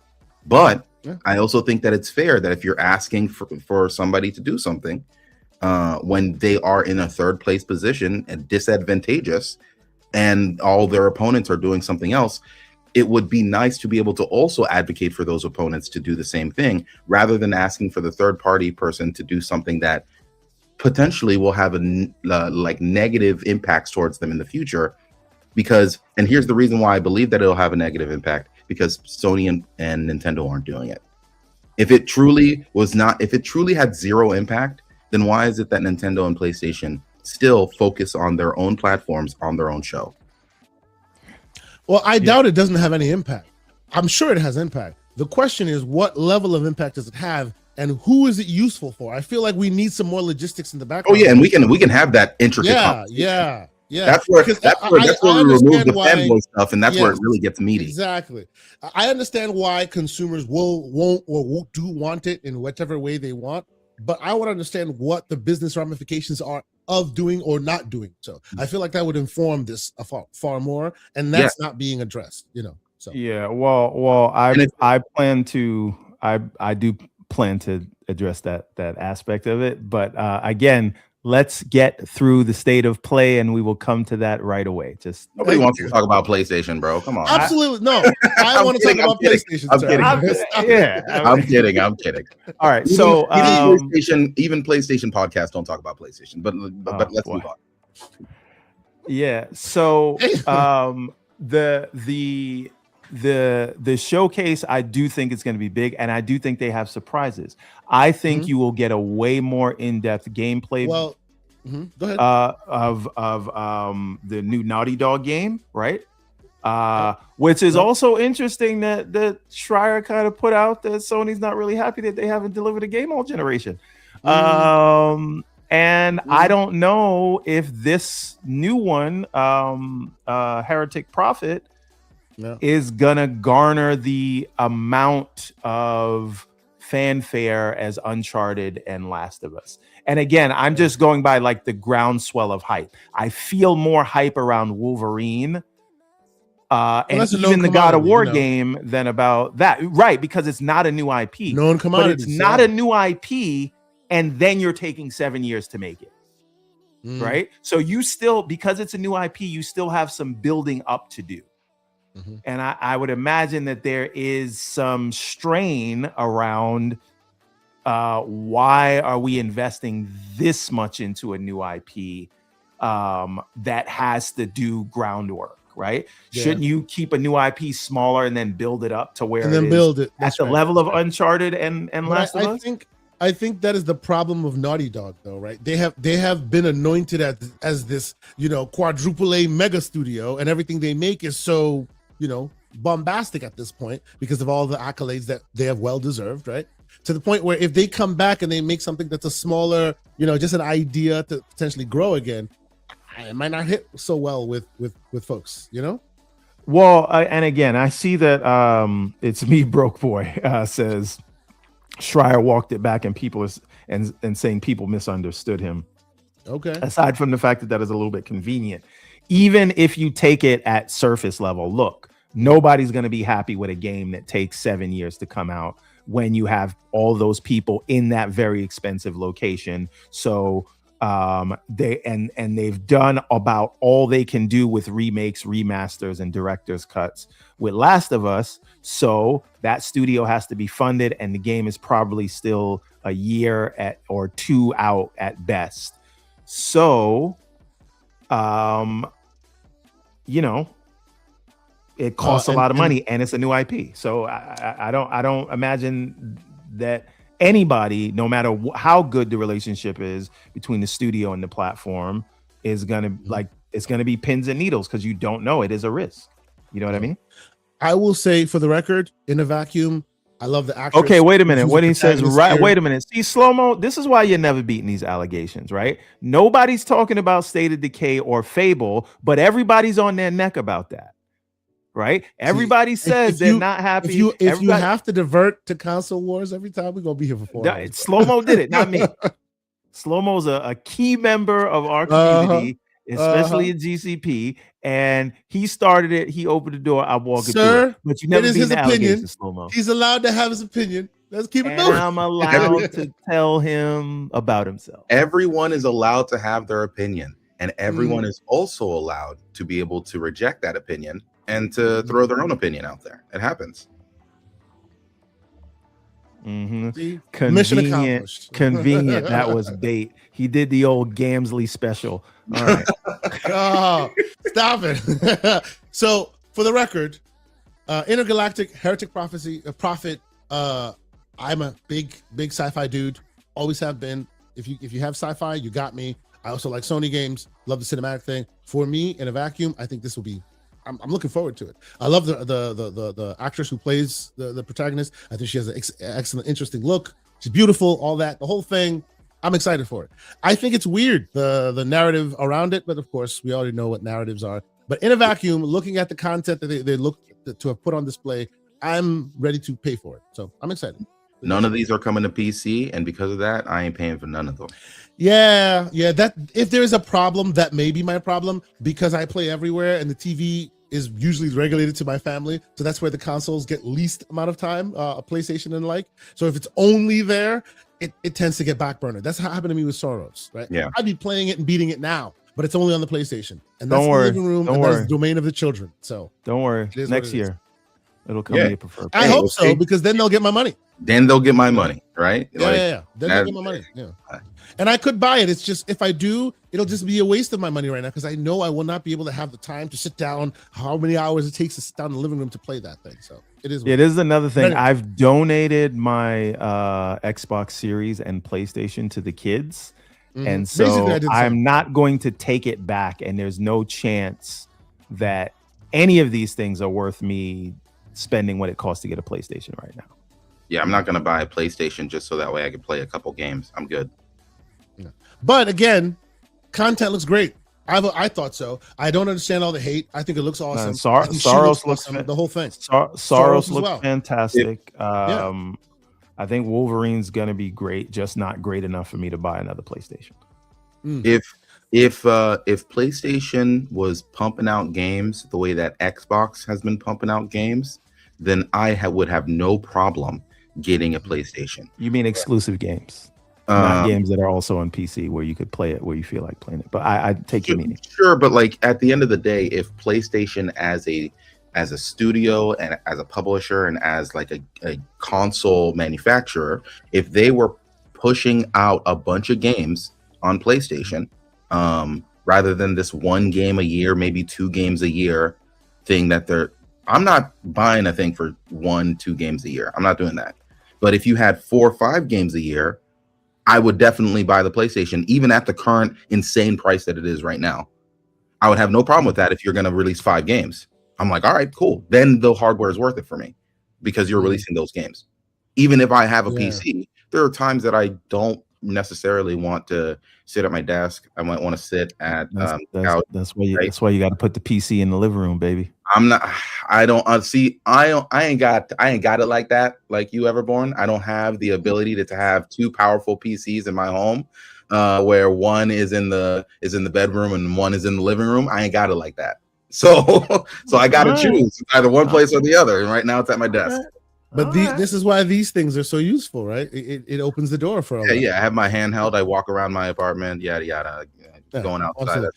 So let's quickly continue on this one. Did you guys hear the Guerrilla Games has a rumored 3-player co-op game, machine hunting game called Horizon Hunters Gathering? That's not a rumor. They fully announced that, right? Oh yeah, no, but it's rumored to be talked about or more shown. Oh yeah, I mean it better be, right? They had an open play test when they announced it, right? Don't care about Horizon. Even a guy who likes it as much as I do, I'm more in the single player aspect. You lost me with the third co-op. Unless my kids want to get into it, depends on what it is. That's what got me into that Horizon Night. They're calling it. It says Horizon. It's called Horizon Hunters Gathering. It's in the Fortnite art style. Horizon. Oh yeah. So that if there's any part of it that may get me to play, it possibly would be because my daughter loves the IP. That's why I have so much time in it. I played with her. So if it's a co-op aspect that lends more to being able to play with the kids and all that, and it's not like overly difficult and can't be for like a 9-year-old, I probably will pick it up as well. But to the point made, I don't think it will move too much in the zeitgeist. But hey, they're putting it out there. If it's good, I look forward to seeing it. The other one that rumored to be coming out, which I mean, I wouldn't be surprised if we see this. And I will put my hands down and say, yo, this is going to be something, because I've played it a couple times and I've been very, very impressed every time. I'm talking Phantom Blade Zero. I expect there to be a trailer there, the probably final trailer, because that thing's coming out very soon. And it's also it is an awesome game. Right? It's coming to PC day one. Yes, it's going to be epic. Day one, September 8th, I think it is. 2026 is when that game is coming out. So yeah, I think we see a trailer there for sure. For sure. Okay, wait a minute. I need to adjust this. It says Everborn can afford those things. Shout out to J-Mo Money, man. From Sega to peddle their wares. I have made it to a certain level in content creation where they call me a shill. You are I a feel shill, like sir. I'm in rare air. I know Paris gets this kind of thing all the time. So I feel like I have been elevated and I'm getting baseless attacks. Now, hey man, maybe those GPUs and free codes and other things will come in with the notoriety. Hey, maybe we can start doing thumbnails with my face where I look surprised. Like right now you're getting baseless accusations and you don't get anything. You got to pay everything with your own money. It is, but shout out to J-Mo Money, man. It's been a minute. I haven't seen your icon on here. Man has been with us for a long time. Shout out to you, good sir. It's good to see you in here. Let's see what else is rumored. Ooh, here's a slanderous section. I carved out a little bit of a slanderous section for the PlayStation stuff here. So, do we see PlayStation 6, GTA 6 here? No. In any way, shape, or form? I think you could, right? Because again, that's part of the reason they're going to show it in theaters. Yeah. And how sure are we that like PlayStation has an exclusive marketing deal for GTA? Because I wouldn't be surprised to see it in both places. Strauss said that it's everywhere. That like I could have sworn it was a recent article. It's not about it being everywhere. It's about the marketing. He didn't have an exclusive marketing with any one platform versus another. I thought I heard Strauss Zelnick say that. I don't remember that at all. Someone correct me if I'm wrong. I thought they said there was an article or talk, and I'll look it up while I'm talking. Yeah, because and the reason them I not say having this, one marketing platform with one or another. Yeah, because it was weird that the Xbox was able to announce the pre-order. Talk about pre-orders exactly before PlayStation was. You would think PlayStation would have that right. Isn't it crazy that when PlayStation has marketing, you can't even mention that the game is? You can't even mention it. Like yes, like that's crazy. That is changing though. You are seeing that change with the thing. And again, remember at the last showcase, PlayStation did show PC logos. So this is kind of what the third parties are requiring at this time. So, but we'll get to that. So I definitely think you could see GTA here, and I also wouldn't be surprised if you saw it at both shows. The other thing is, I think they're going to have some tricks or surprises up their sleeves of unannounced games that unannounced single player games that we did not know were in the works. So real quick, let me double back on that. May 2026, Instant Gaming reports, and also Eurogaming also reports. In an interview, Zelnick was directly asked about rumors surrounding a major exclusive marketing agreement with Sony, Take-Two, and GTA 6, and whether the marketing deal was reason behind the initial console window alone. And Zelnick explicitly denied the time in console windows, saying there is no marketing deal, clarifying that Rockstar's strategy has always been to serve its core audience first. No, I mean, historically, Rockstar has always prioritized consoles. We released it, but basically what he did answered the question in a different way than he differently. was asked. That's right. He did not answer the question. Yes, he was specifically asked, do you have an exclusive marketing deal with PlayStation, and that's why you're prioritizing the consoles first? He answered the console priority, did not answer the console exclusivity, the PR exclusivity stuff. We don't know. Yeah, but the thing is, this is my point: is having a marketing deal and having an exclusive marketing deal are two different things. Mm-hmm. And I think that they've inked some form of marketing deals with both Xbox and PlayStation. Yeah. I don't think that it's what it used to be, where one locks out the other. I think both will be allowed to speak on it. To the fact that you guys have made as far as them even being able to speak on pre-orders, right? That usually never happens, right, historically. And again, part of that is because they're ignoring PC, right? And so I don't think they want to pretend the Xbox version doesn't exist, because that's the only other place you're selling it. Indeed. Yep. I agree with that. Absolutely. So there's that rumor, right? So GTA, most likely, I wouldn't be surprised. I do agree with you that most likely there would be, like, even if they mention it, somebody else will be able to mention it as well. It won't be solely for them. The other rumor and speculation is lots of remasters and remakes. Tomb Raider Legacy of Atlantis, full remake of the original core. Assassin's Creed Black Flag resynced. Also, potentially a rumor of seeing that there. These are all like low-hanging fruit, because we've seen them in one shape or form. It looks like they might cultivate all that on their stage. That's the rumor. That's coming from Vice and from IGN. Don't forget the God of War original trilogy remake. I definitely think we're going to see. There's also a rumor that, yeah. I also think we're going to see, last thing, I think we're going to see a lot of logos and CGI trailers for games that are not coming for many years. Because this is basically going to kick off the second half of the PS5 generation. Mm-hmm. And this generation is probably going to last until 2030. Just because of the, macroeconomic whatever. So I think you're going to basically get a preview of the marquee titles from first party over the next 4 years. Yeah. This is going to be the showcase of Dreams 2.0, essentially. Yes. I think that's what they hope it will be. Will it be is a different I think they pull out all the stops. I think they show you games being made in 2035 just to tell you, hey, this is where it is. Like everything. They did that last time. Bro, they showed you what do you call it? They showed you Square Enix's Final Fantasy remake years before that thing ever came But here's the problem. Here's the double-edged sword, though. And I'm sorry to bring this back to Xbox, but they just happen to be a good example. Xbox did this in 2017, 2018, where they showed us a bunch of games that weren't even created yet. We found out that it was really 2019, like in the lead up to it was 2019. I think you're 2019. State of Decay 3 wasn't really a thing. Hellblade, as they showed us, barely even existed. All that stuff barely existed, and over half of it got canceled. Yes. Yeah. But understand though. Remember. But they're not Xbox. We have exactly. Why are we?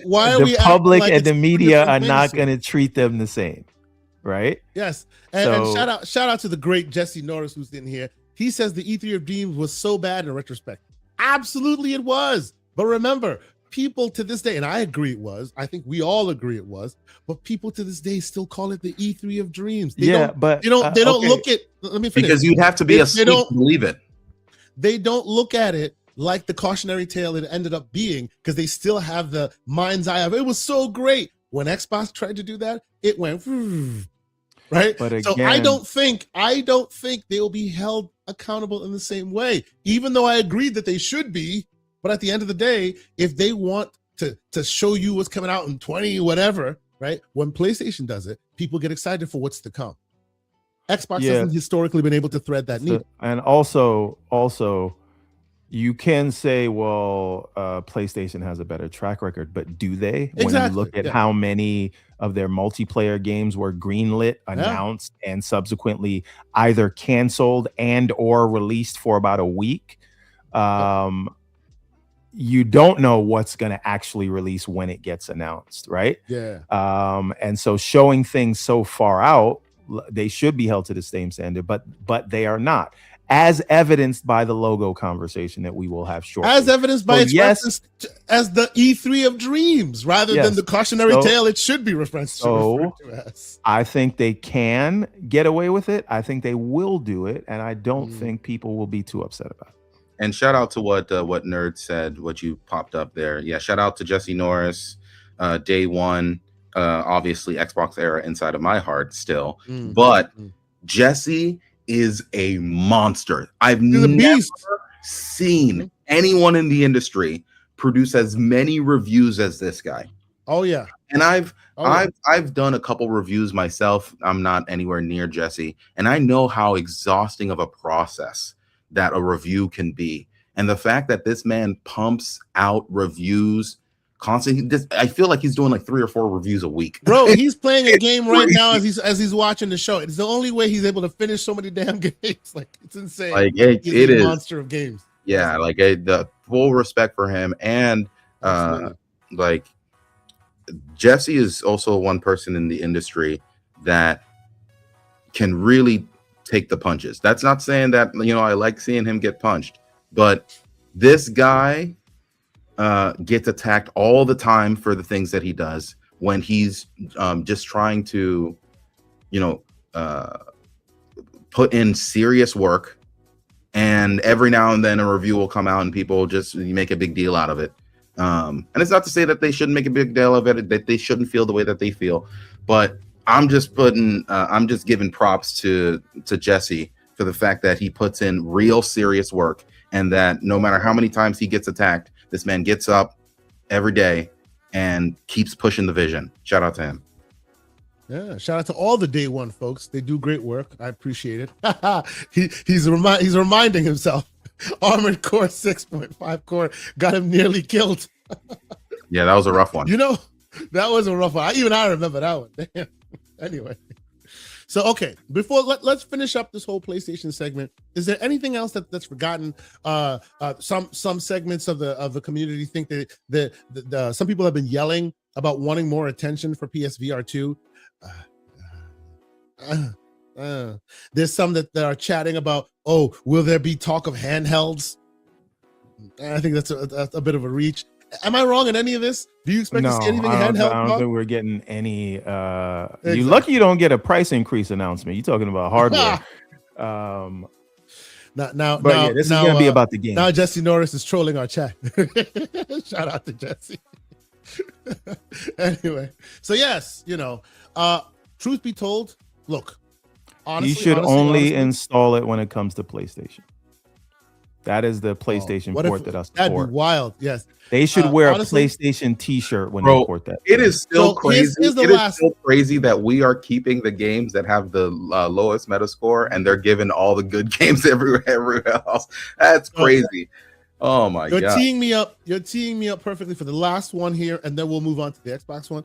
The last rumor and speculation, and this one is really funny. I'm leaving the tea for the end. It's the quote unquote Xbox on PlayStation narrative. Rumored of them mentioning Halo Campaign Evolved on the PlayStation stage. I think that would be an incredibly dumb move. An incredible dumb move for who? Okay. I think it's a dumb move for PlayStation. No. I think it's a great move for PlayStation. Masterful move, in fact. But for Xbox, we're talking about PlayStation. We're talking about Xbox, PlayStation and their show. This is your pillar thing. putting it on your opponent's show. It's like you just don't have respect for yourself, especially when Asha's been out on this apology tour for the past 3 months. Get this, sir. Saying, "Oh, I see you guys, blah blah. We're gonna make tough decisions." Apparently, the tough decisions was to let Halo on the PlayStation stage. But you know, it's all rumor. But that's how I'm gonna react, because I'm just like, that is just really bad. We have not gotten, as far as I can tell, any of the major first-party Xbox games at a PlayStation showcase, even though every time there is a state of play, people assume there's going to be an Xbox section, and it hasn't happened, so I don't expect it to happen now. Yeah, We'll absolutely. see. We'll see. That one's the spiciest of what. Hey, crazier things have happened, but I would be there for it just to watch the internet burn. Oh boy. Anyway, yes, like Combat Gamer says, money talks. Oh yeah. You know, and bullshit walks. Okay, but let's get the second half of money. that statement. Oh, I would love to see the world burn on this one, man. Does PlayStation have the money to just do petty stuff like that? I don't think they do. PlayStation don't got the money to keep Bungie open. I don't think they could have. That's what I'm saying. But let's keep going. Let's do the super chats here. So Matthew 16 with a €6, €6, I think. No, €6, and he completes his thought, and we appreciate you for that conversation. I actually appreciate you to bring it up. He says, "Thank you both for the fantastic response. Not trying to be not trying to offend anyone." And honestly, I actually think it was a good question, because it's a shorthand that's thrown around a lot, and I don't think a lot of people really know what it is they're saying, whether they're being tongue-in-cheek and saying it wrongly, or they want to say it rightly. I don't think the actual definition is out there and known. So it's great that you asked that question. So and we don't take offense to any genuine question. So it doesn't matter if it is I'm not speaking for anybody else on the panel, but I don't care if somebody agrees with me or not. I'm always willing to have a conversation, because if there's any topic that I can't have a conversation about, that means I don't have the conviction in my belief for it to be tested. So I'm always there for that. And to the answer to the question, I just don't like the appropriation of words. I didn't like the appropriation of the Me Too thing, which was taken from Tarana Burke, which was not about what it became. And I think the same thing has happened in the woke, and I will use words for what they were originally meant by, and let's not have them taken from the people who originally tried to start, these things. But anyway, we can move on to the and quickly, let me just catch up on a couple more, and we'll introduce and get into it. He Matthew also adds another £6. He says, "I woke up this morning, the world turned upside down. Lord above, things ain't been the same since Queen Asha walked into town." Interesting. Well done, sir. And then Hollywood Rules, the great Hollywood Rules, with the $2 super chat. He says, 200 plus hours. Love Witcher 3. So happy we get more. I agree, sir. I think it's fantastic. I wish I loved Witcher 3 like everybody else, man. I bounced off. Effort. I played it like 2 or 3 times. I bounced off of it every single time. Same thing with Red Dead Redemption 2. You see, you got to get somebody in life who loves you the way Hollywood Rules loves The Witcher 3. Ladies and gentlemen, shout out to the great one who joins us whenever he has the opportunity to, and likes to address the slander directly. What's going on, Paris Lee? How you doing this morning? Good morning. How you doing? I won't be here long. I have no desire to get into the logo gate conversation, but Lucius, I do want to address you directly, because you mentioned 2 of my very dear friends. All right. When I felt it was very unnecessary to call them out by name, and that would be Danny Pena and that would be Ryan McCaffrey, because both of these gentlemen have done so much for this community and for this industry that you may not even realize. So when it comes to them having opinions online, they weren't the only ones. So I found it a little unfair that you would single them out. And the reason being is this: you have the opportunity to talk to them directly, just like you talked to me at Summer Game Fest directly.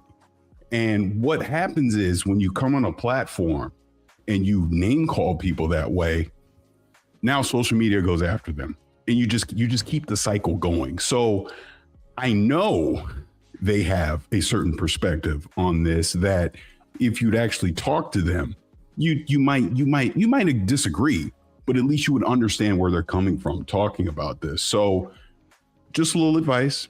I don't know if are you going to Summer Game Fest this year? Oh yeah, I'm going. Okay. We'll have this conversation in person, and I highly recommend you do the same for both Danny and Ryan.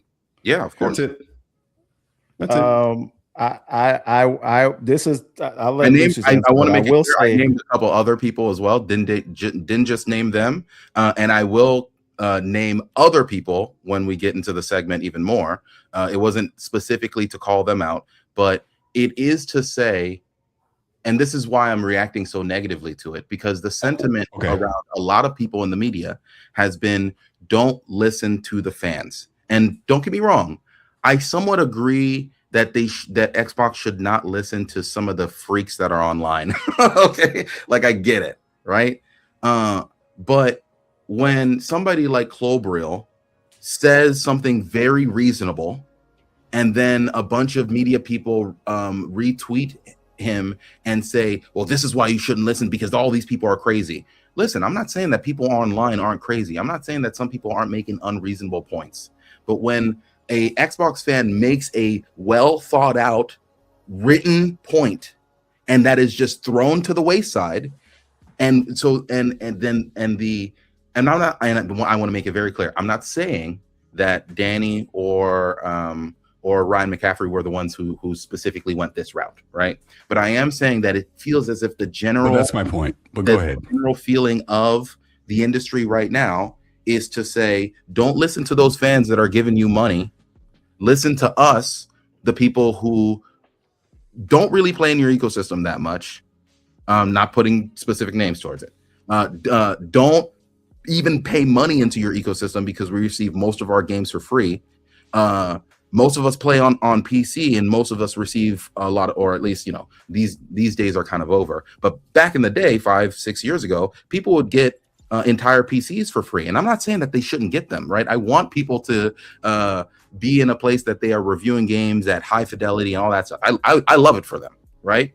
But when those same people are advocating that the brand doesn't listen to the fans, the people who are actually providing money and resources into the ecosystem, it gives me a very visceral reaction, because I'm just like, why is it that like they shouldn't listen to fans who are giving them money, people who, and even people like me, I got pushed away from the Xbox ecosystem because, and part of it was because of what Xbox did, and part of it was just the way that the entire industry treated the brand.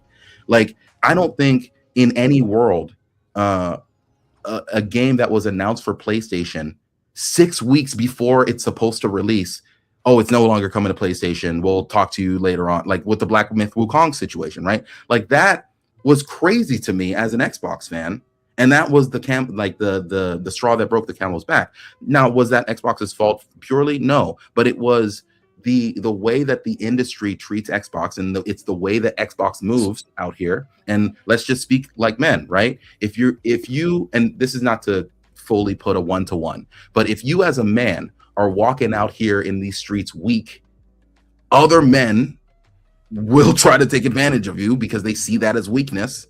And I got to jump in. I have to jump in because I think we're straying a little away from what my point is. Like I said, yeah, I understand. Ironically enough, I don't disagree with what you're saying. And if you've noticed, I don't say nothing on this. I stay out of it because I get as it. An example, Clobril, I've met Clobril, great human being. Love that dude. And he is entitled to his opinion. So to your point, no one should be going after him and discrediting his opinion, because he is a very valuable member of this community. And I respect his opinion and I understand his points on it, right? Again, just going back to the original point of it, Danny and Ryan weren't those people that were doing that to Clobril. And I guess what I'm saying is, and again, you grown man, you do what you want. I'm just giving my opinion. Your general statement is true, but I think when you start putting names to it, whether they were the ones that said it or not. Now they're lumped into that group of people that did say it. You see what I'm saying? So I can understand. I can understand. I would, and again, I'm being very clear. I am being very, very biased here because these are my friends. So the fact that I heard that, that's why I said something. But the point still stands. I feel like your opinion is not wrong. And whether you're on the side of logos being there or logos not being there, I don't think there is a right or wrong answer to that. I just think there's perspective to it on how you want to view it. And I think they're all valid. So nobody should be discrediting anyone on either side of it, in my personal opinion, right? And all I'm saying is the name calling stuff. Social media is so freaking toxic. This is why I don't engage as much as I used to, because everyone is so toxic. And when you start name calling people, now that sends the mob after them. You know, whether it's justified or not. And that's my only point. And all right, so I do want to just address this point before we get into the actual context, right? So just to address Paris's point. And I am biased here because like, you know, Danny and Ryan, I know Lucius and Keasante and a lot of the people in the chat, right?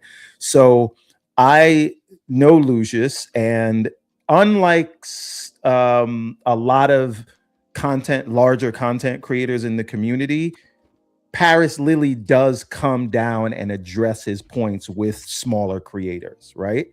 And so when Paris says something that we may disagree with, or Lucius may disagree with, Lucius has no problem telling Paris how he feels, in what way he disagrees. And when he sees you in person, he says the same thing. And I don't think Lucius is saying anything that, had he had the opportunity to say to anyone that he's referring to, if they decided to come to this show or they met at an event, that he wouldn't say, because I don't know that Lucius is being disrespectful like some of the other terrible people that can be. So Paris does come down, and I'm not saying down like you're above, but you know what I'm saying. Paris does come to the smaller content creators and address his opinions. Other people do not. So when anyone puts their opinion out into the public, you know, those opinions can be scrutinized, right? So Keasante accuses me of shadowboxing all the time because I don't like mention the names of people we're talking about, because it's more like, and if you know, you know. But I don't see an issue with, again, a respectful disagreement or critique of a position of someone, right? Yeah, because that's the thing that the only reason why I sometimes mention people by name is so that way I can say, here's what they said, here's what I disagree with. And that's when we got into the section, I would have done that more. But just like Everborn said, sometimes you want to be more ambiguous, and now people are just like, well, who are you even talking about? Who is this nebulous person that you've made up inside of your head? Well, but Lucius, I would think, and I'm just sitting listening, but I think all of us are all of you have prominent points on this one. I do agree with Paris in that, while I agree with you that keeping it ambiguous gives us this monolithic kind of tone, it is dangerous sometimes to name those names, because even if it poisons the well, right? And then everyone gets tarred and feathered with the worst of the sayings that are happening, which, if you dig through it, there may be some nuances there, and they may not be as drastic as some of the worst in the community. So the names, it's one of those. If there's a need to calibrate, the danger of the internet. Yes. If our objective is to not push that negative energy, even when it's not intended to, I'm more than willing to calibrate, so that way I'm speaking in a more ambiguous, larger tone of the industry, how the media, based off of their need to be able to make money, like everybody got to live, right? Is forced to do particular tactics, and that may lead to negativity towards a base or something. I'm more than willing to keep it more ambiguous if it doesn't get people the smoke that they may not deserve. But I will still speak on the general topic. And I guess this is all I'm trying to say on this. And I do appreciate we're all having a very reasonable and civil conversation about this. I'm looking at it from my perspective. And my perspective is, I'm a podcaster, influencer, a shill, whatever the heck you want to call me, right? In that, we have opinions too, you know, and when our opinions don't align with what the community thinks, sometimes you just got to stand on what you believe. And again, I'm not trying to speak for Danny or anybody else other than I know Danny.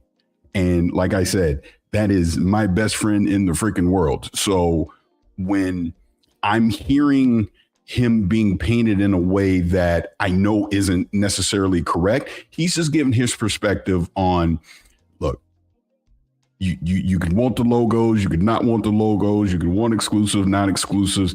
He just wants people to go play games and have fun. That's all it really comes down to at the end of the day. And I feel the same way. Like I said, I've learned to be measured with my opinions in public spaces for this very fact, because people will take it, and not saying you're warping it, but people take our opinions and warp it and manipulate it into whatever agenda that they have. He obviously was a lot more vocal about it because he's just like, to him, okay, they're showing the logos.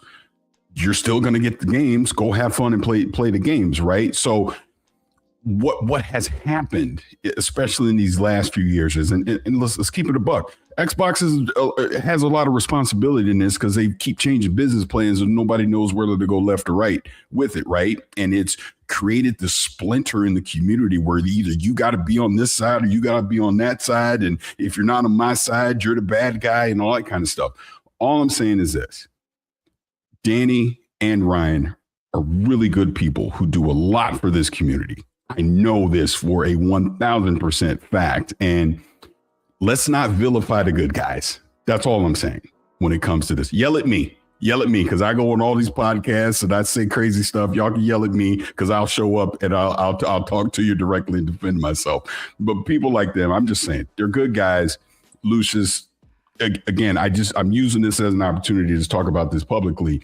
Like I said, you're going to be at Summer Game Fest. I know there's people in the chat that'll be at Summer Game Fest. They're going to be in LA this weekend. When you see these people that you may not necessarily agree with on the topic, talk to them like normal human beings. Have conversations. Lucius and I had a conversation in the goddamn JW about all this stuff. You know what I'm saying? Yeah. For the world to see. And it was reasonable and it was fantastic. And this is why I felt comfortable coming up to Lucius, talking to Lucius directly now, because I know Lucius' mentality and he has no problem, rebutting or defending himself, which is fine. But there's just too much. And someone in the chat go, every time Paris come on, it's toxic because the internet's toxic. It is so toxic right now that we can't. That is not the truth. That is not the case. Here's toxicity. It just exists, and we have to address it. I don't know about y'all, but I'm toxic, especially with Paris trying to disrespect Sonic all the time. Some people call you a shill. Some people call you an apologist. I call you a Sonic hater. But anyway, keep going. Okay. All right. No, but seriously, on a serious note, I think we kind of spoke this, and everybody's being respectful. And I do want to say it is something to be. The chat is just completely misconstruing everything that I just. It's kind of disappointing in a way. Yeah, but again, the thing to understand, like whether you agree with Paris's opinions or not, he does come to defend them, and most people don't. Right. And to Lucius's credit, when he had a disagreement with you before you guys met, and then when you guys met, it's not like he changed it up. So I think if Danny or Ryan wanted to have a conversation with Lucius, I don't think he would change it, and I don't think he would be disrespectful. So what we try to do here is say the same things that we would say to somebody. Here, we try to talk to everybody as if they are 5 feet away from us. I know Lucius does that. I know Kay Asante does that. I know Paris does that. I understand. That's how we try to move. Okay. That's right. And we can have difficult conversations without it diverting into what happens on the internet. And guess what? Guess what? Hold on, everyone. I gotta say this. All right, Lucius. Friday night at the JW. It's me and you. We'll get Asante, I need you there with the camera. You know what it is. Oh man. All right, and then we're gonna have the GCP on deck. Discord caption it. So you're gonna get the worst angle at an out of context time, and then we'll put headlines on it. But to kind of get us out of this, I will say my opinion on this, I was never bothered by the logos. I think what people that don't like them, what they're really bothered by is not the logos. They don't like games going to PlayStation, and whether the logos are there or not, it's not going to change how they feel about games going to PlayStation. That being said, my opinion is, like me, if the logos didn't bother you being there in the first place, then them being removed shouldn't bother you either. And the fact that a lot of people are going out of their way who didn't have a problem with them being there, a lot of people are now upset that they're removing them. And if you are upset that they may remove the logos, then it should bother you that the logos aren't shown at other shows. And I think that's the sentiment that a lot of people have. Yes, I just want the same energy. So let me address this super chat right here, because it's a troll, I think, but it is hilarious in many ways, so I'll allow it. I appreciate y'all for being creative in your trolling. Even the freaking the logo, the PFP, I see it. It's Sonic and Halo going, you too? But let's try to address this as if it was like a real point. That's right. The final super chat, 5 Canadian super chat, Glassdoor Gamers 6344 says Xbox. This is slow-mo sock account, by the way. He says Xbox, in all caps, as you should, is cooked. Y'all are fighting over logos while the company is projecting double-digit losses for Xbox and gaming next quarter. Time to wake up. So the double-digit, none of that money's going in your pocket. Yeah, none of that. Yeah, one, you shouldn't even worry about that. But two, let's actually address your point. The double-digit losses. Good troll though. Wonderful logo. I'm sorry. Double-digit losses are on hardware, and it's not on gaming services. Yeah, the gaming services. What was the hardware losses on PlayStation just now? And that's what I was about to address. You're talking about the double-digit losses when it comes to hardware on Xbox. You have to acknowledge that Sony's numbers just came out last month, and they are also showing double-digit losses when it comes to hardware. So what are we really talking about here? Anyway, let's move on. The great Jesse Norris dropped the $3 super sticker. We appreciate you, good sir. Thank you so much for being here. You control other people, you can't troll us because we actually read the financial reports. Right? You know. We are also trolls ourselves, so you can't. It's like trying to out bullshit a bullshitter. That's my third time for today. I have to address this one. Please go ahead. Well, let me read it first. First and 15th two with $5. He says, my main issue is people getting free game codes telling Xbox fans how they should feel about supporting a brand that treats them like second-class citizens. Go ahead, Mr. Paraslip. So as one of the people that, and I'm doing air quotes, gets a free game code, I definitely, and I'm pretty sure my resume shows this, I always talk about, hey, you need to treat your core audience. You need to make them feel seen and feel valued. And I do think, and I just tweeted this the other day, I do not envy, and I said this last week, I don't envy Asha Sharma at all, because she has such a tough job, and you're literally watching this in real time happen, of trying to balance keeping your core audience happy and not make them feel like a second-class citizen, but at the same time, balance, hey, we're business and we got to grow and we got to generate revenue. How do you do all of it? I don't know. This is why she's getting all the money she's getting and we're not. So she has to figure that out. Her team has to figure that out. And in the interim, this is what I'm talking about. You're seeing these splintered sides where someone might see one side of it, someone might see another side of it, and it's creating this division and just arguments internally. And now, like I said, you're seeing if a certain creator might have an opinion about this, then look, I'm just going to call it like it is. The default is you're not allowed to have an opinion because you get it for free. That's what you hear. I like when I crashed out about the Steam Deck being $1,000, and I haven't talked about that yet. I had people tell me you're not allowed to be upset because you get stuff for free. I'm like, are you kidding me? Really? So I'm not allowed to be a dad and a consumer who does have to spend money on a lot of this stuff and not want to spend $8,000 for it. And I know I'm straying a little bit, but the point is, even though someone gets something quote unquote for free, be it a code, hardware, or whatever the case, they are still allowed to have an opinion, just because you don't agree with it doesn't make it invalid. That's all I'm saying on that. and Let's have reasonable conversation. And on Paris, that specific topic, if I may interject for just a quick moment, on that specific topic, I've always felt the same way as you, and I myself and Everborn, we always contend with that sometimes in our community as well. Just because we are gamers who may have jobs, we can afford things, we don't speak to every aspect of the community. Like when you hear us or when you hear me be very vocal about value and this and that, it's not necessarily from my wallet, but I feel very blessed to be able to speak to the community and they speak back. And I feel like in some small way, they have agreed to let us speak for them. I care about your wallet, even if I can handle it, right? If a game is getting to $150, just because I can pay for it doesn't mean it's cool. And there are some people who definitely cannot pay for it. So whether I can afford it or I get it for free or I don't, I should be able, and we should be able to speak and represent those who don't have that voice, whose wallet will definitely be affected by all these things. And you saying we shouldn't speak on that is ridiculous because you're basically asking us not to advocate for you. It's weird. yeah. And here's the thing. Paris said something really brilliant last week. I think it was last week, where he addressed the fact that hardware is not getting cheaper.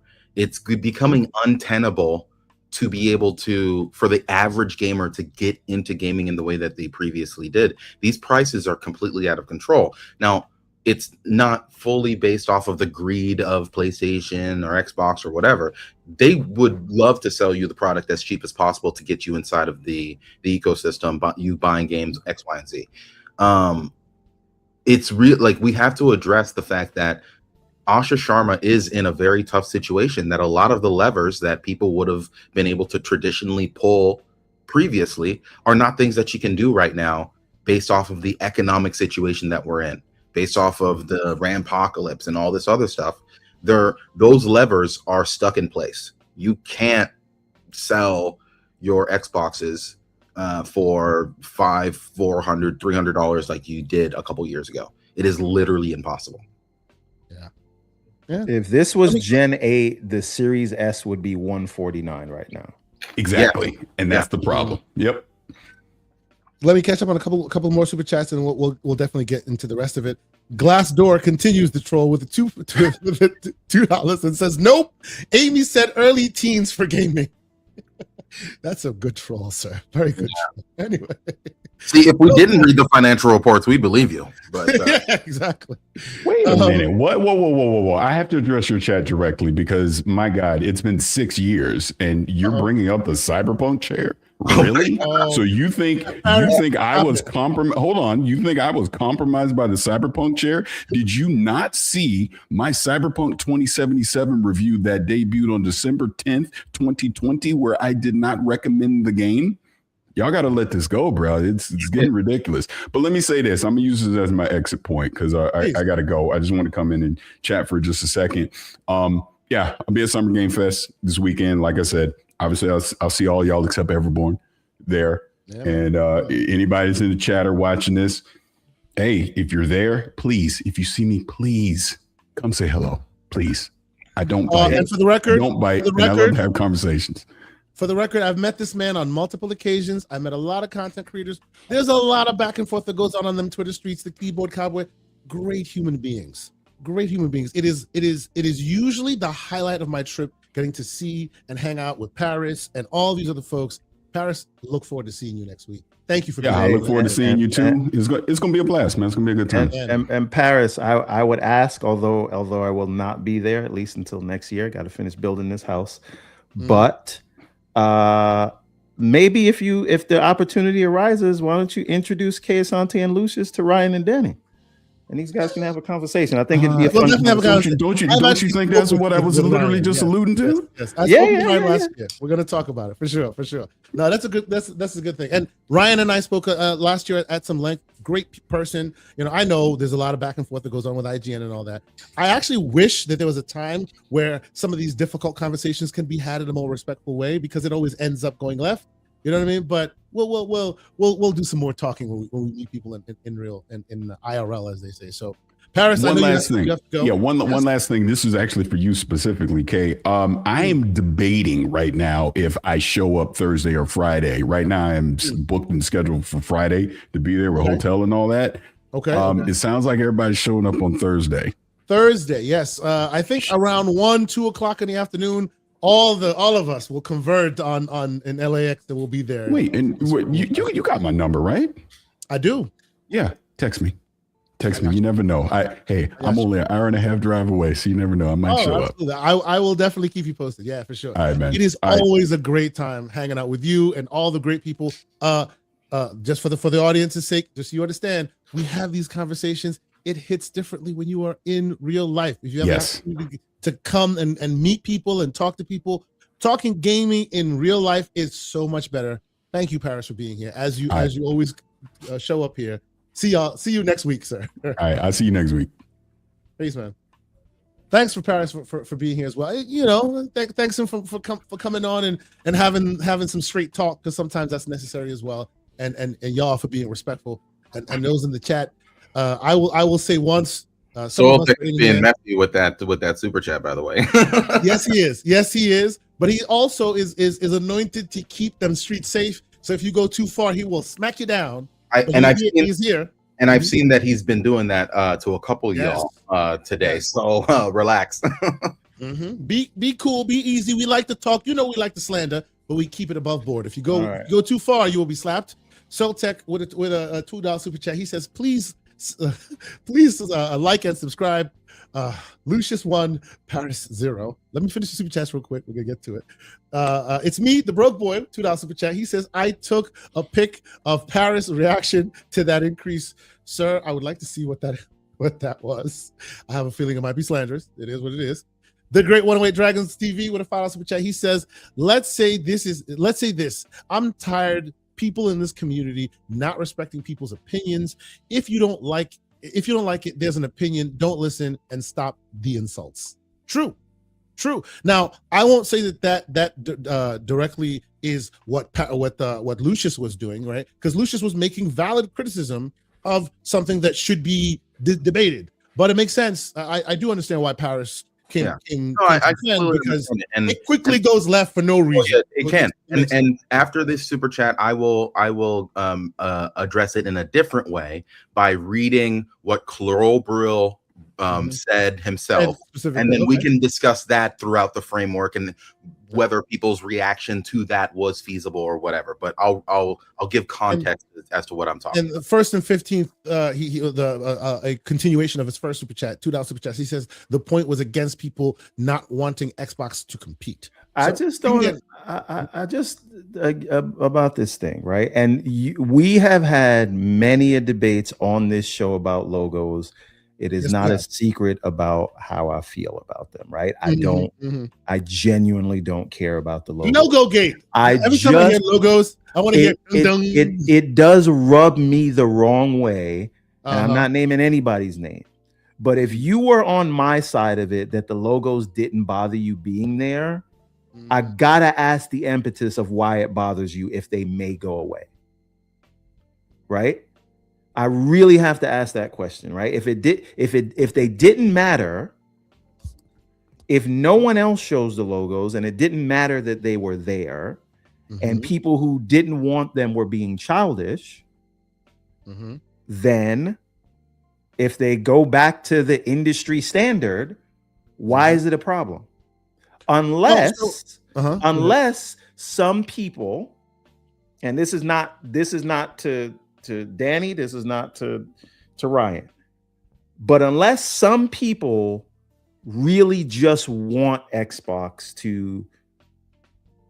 to not compete at all, right? Or forget about competing, right?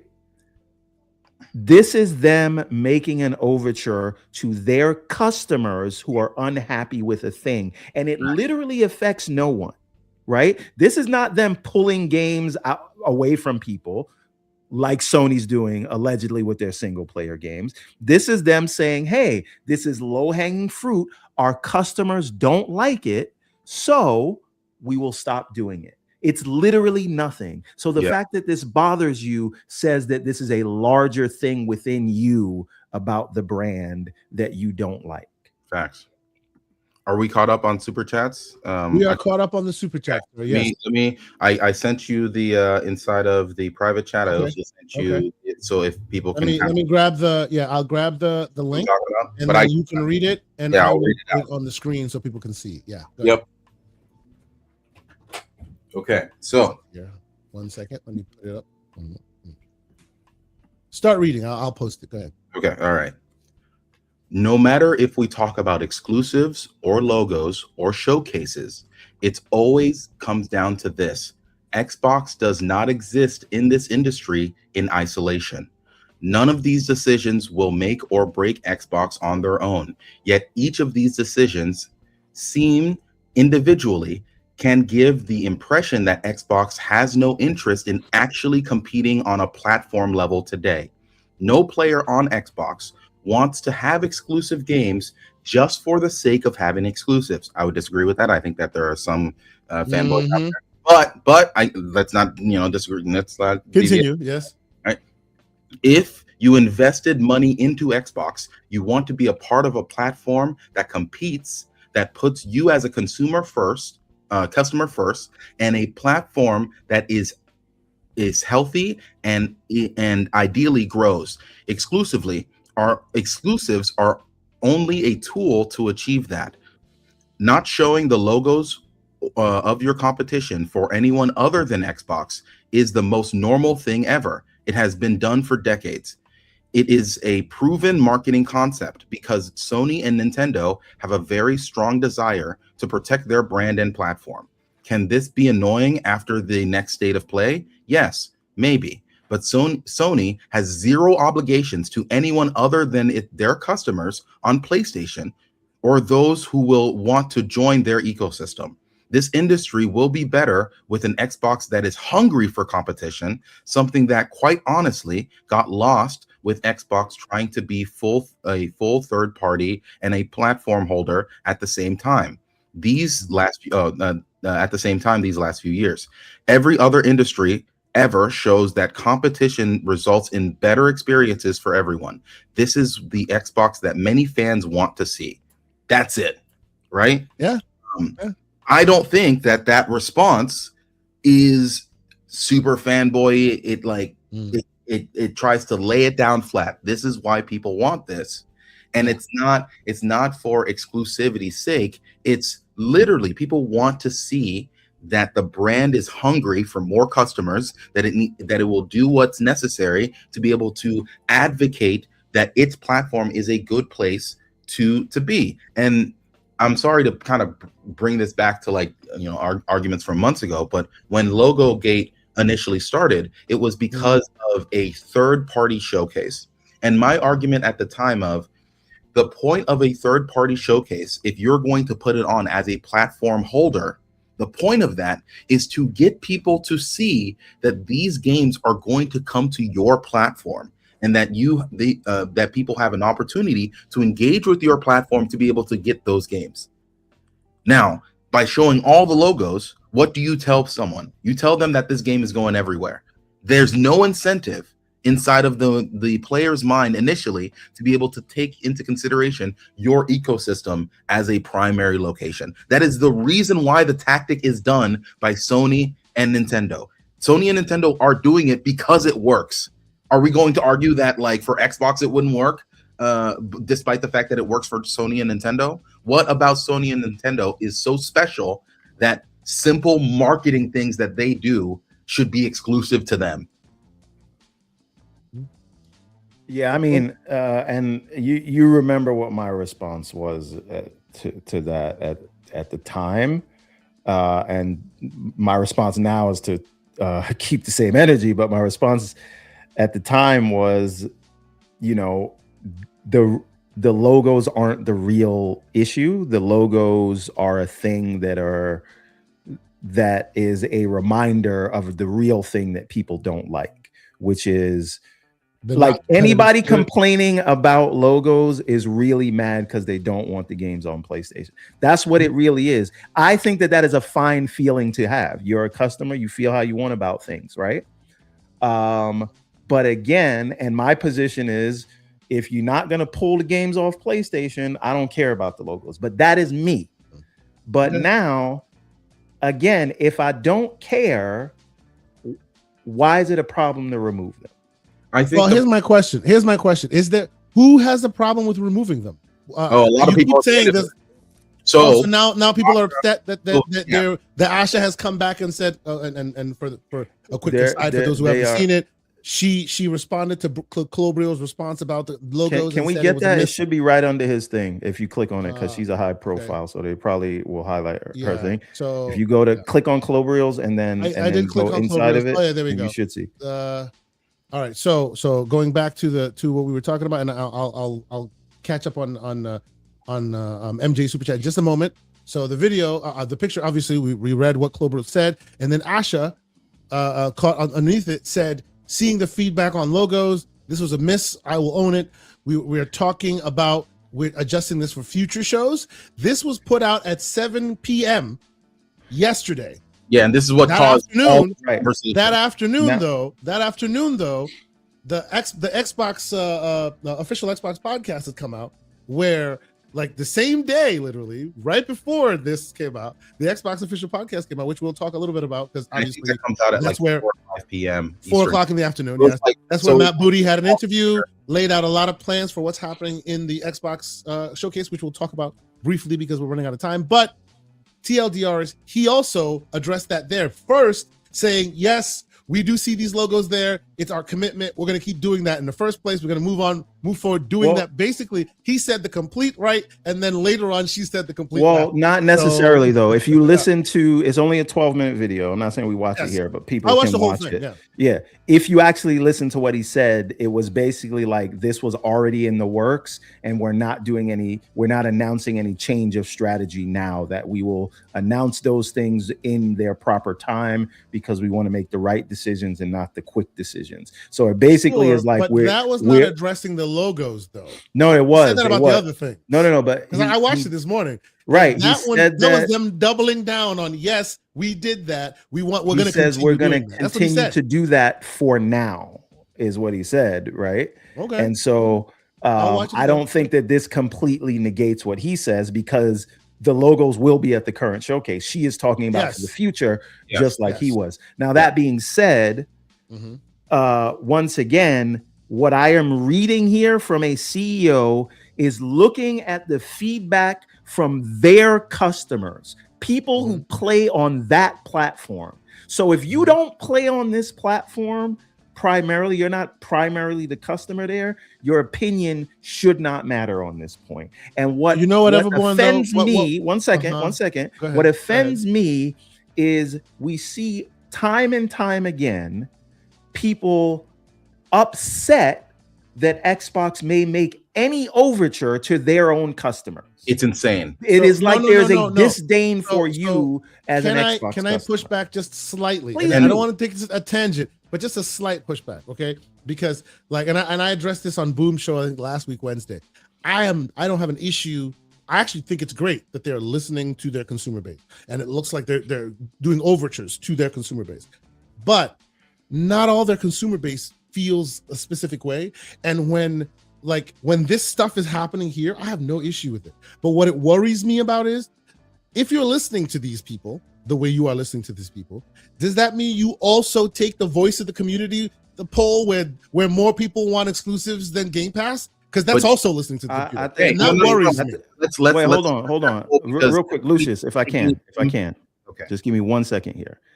I think that is, and I know you don't mean it that way, but the ultimate effect of what you're saying is like a fear monger, right? Because if we look at the reality, they're not doing anything their fans say, because their fans are telling them to not put Halo on PlayStation. Their fans are telling them to go back to exclusives. They're not doing that. They're No. doing whatever they feel like. What they're doing Yes. is basically inconsequential things like changing a logo or announcing Helix, a thing that Things was on going the to edge happen that don't anyway. affect the core, Right? but make a good effect. They're not actually making structural changes based on the feedback that their fans want. They're doing low-hanging fruit. And if I know this is not you, Kay Asante, and I know this is not a lot of other people, but if that offends you, that they are listening to some of the things that their upset fans want, while at the same time you are saying that, oh, they're third place, they don't care about anything, it seems like they're getting out of the market. Wait a minute. The reason you're saying that because you said they stopped listening to their fans. So which one is it? Do you want them to listen to their fans, or not? or do you exactly? Yeah. And let's address the poll. Jez's poll, as crazy as it was in X, Y, and Z, the people who wanted exclusives was like 55, 56% in comparison to like 40 something percent, right? So it's not such a gigantic swath of the community. If Xbox and Asha and all those people are listening and they're actually seeing the poll, they see that the community is split. So them doing one action or the other would have dire ramifications. So they're probably. I hope that's the case. They're not going to move in that way. But let's address the real thing, right? Asha said that thing, seeing the feedback about the logos X, Y, and Z, and there's issue. I had a laundry list of names, but people, but hey, I'm not gonna say names now. But I'm gonna say, I had a laundry list of names. Go ahead. But I won't say any He's names. like, damn. You're not gonna say Tom Henderson. You're not. know. Okay, I'm sorry. You're not gonna do that. Right? You're like, Go ahead. who's number one? Who's one on the list? But there are so many people on the industry that reacted incredibly negatively to just that statement. And it's not just like people, not PlayStation fanboys. I mean, people who are have podcasts, like large scale industry people who have podcasts that are owners of particular journalists, publications, or whatever, and are reacting negatively to Xbox listening to their fans to some extent.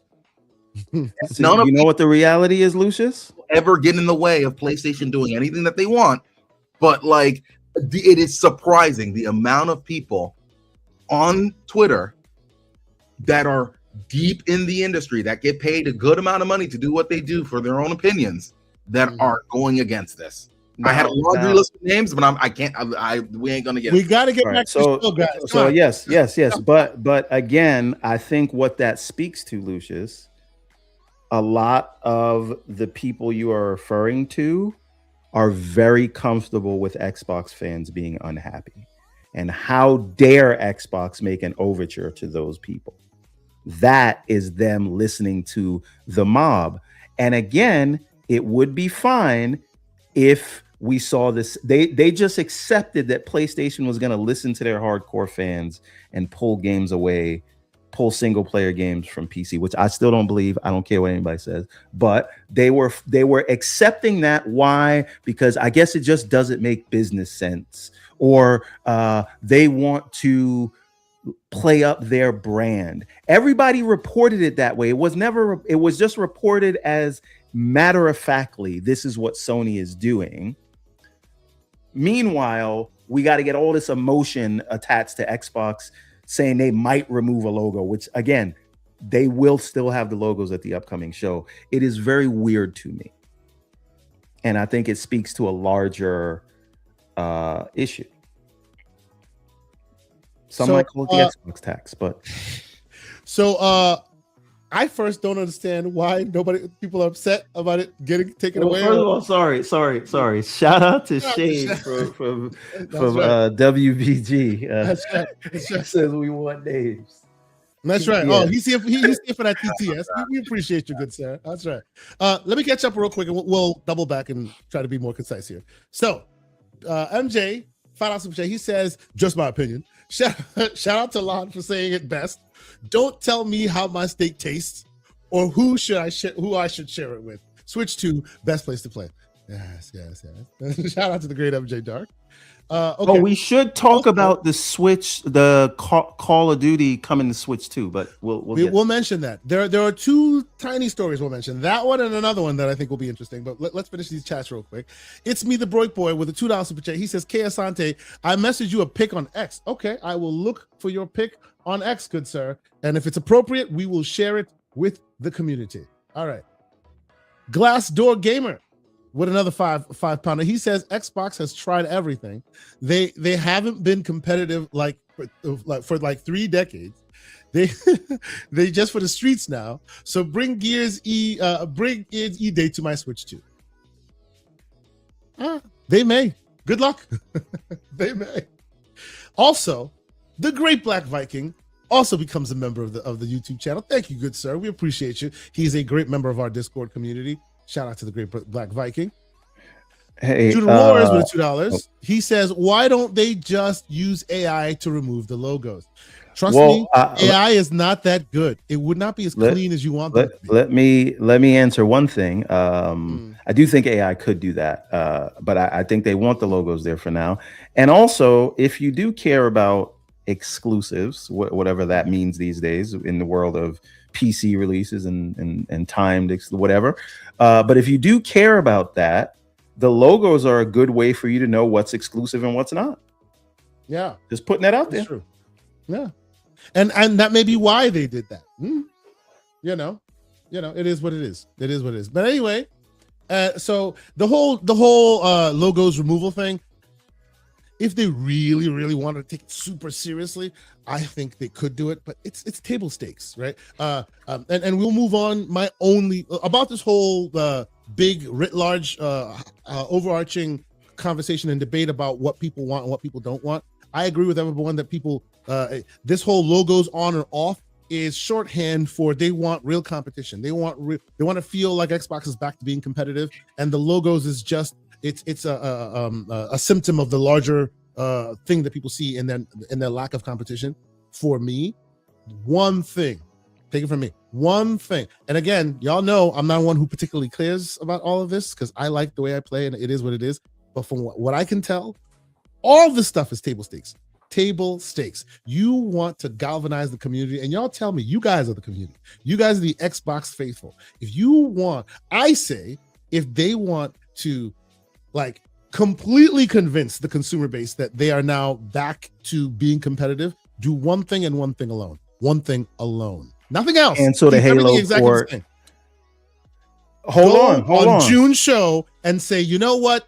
Specifically Halo, it belongs too much to the We Bleed Greeners. And okay, blah, blah, blah, blah. Put words around it. Wait a minute. To that platform. You do that. Yeah. Wait a minute, I think all will be turned around. Wait a minute, Kay Asante. You think they was crying about the potential of removing logos? Do you know the firestorm of the Games Media article if they decide they're gonna pull a game from PlayStation?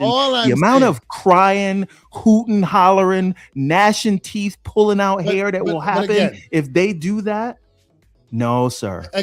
No, sir. All of that is secondary conversation. Oh yeah, all of that is secondary conversation from journalists or whichever other places, right? But I'm speaking corely and solely to what Microsoft and Asha has said, the change in leadership and the new vision, right? They're trying to rekindle these fires. That's why you're seeing green logos being made. Like you say, they're doing ancillary things that doesn't really affect the core in saying that, oh, we're trying to bring the thing back. You want to really do that? Bleed green on stage. Take a loss on the porting cost. Keep it solely to the Xbox platform. I bet a lot of these people here in this chat will change their tune if you do that. It's the only thing I can see that would do it. I am apathetic towards the keeping or removal of logos, but I am militant about t-shirts. There needs to be a strict no t-shirt rule. We're not going down that path, sir. Okay. We're not having a 5-hour podcast. We're moving on. The next super chat from the 1st to the 15th. Once again, with a 5-hour super chat, he says Xbox fans didn't tell them the following: go all in on Connect.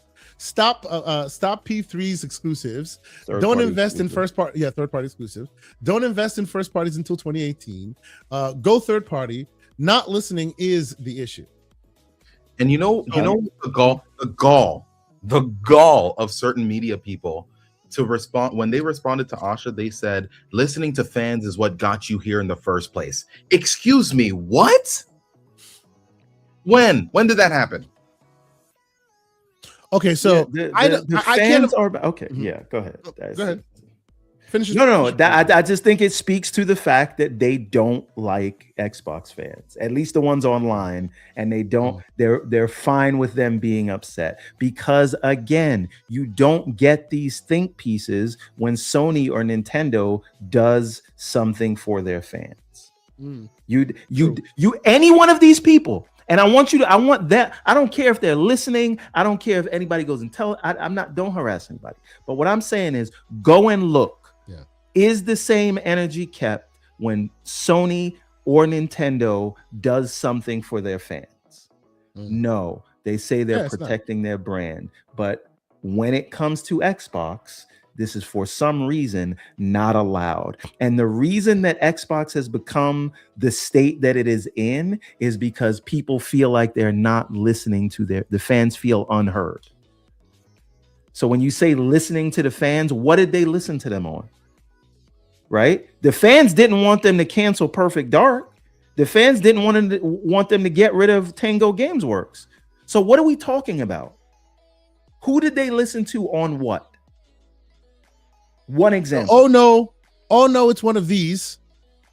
Oh no, it's one of these. With a $10 super chat says, if you market to everyone, you market to no one.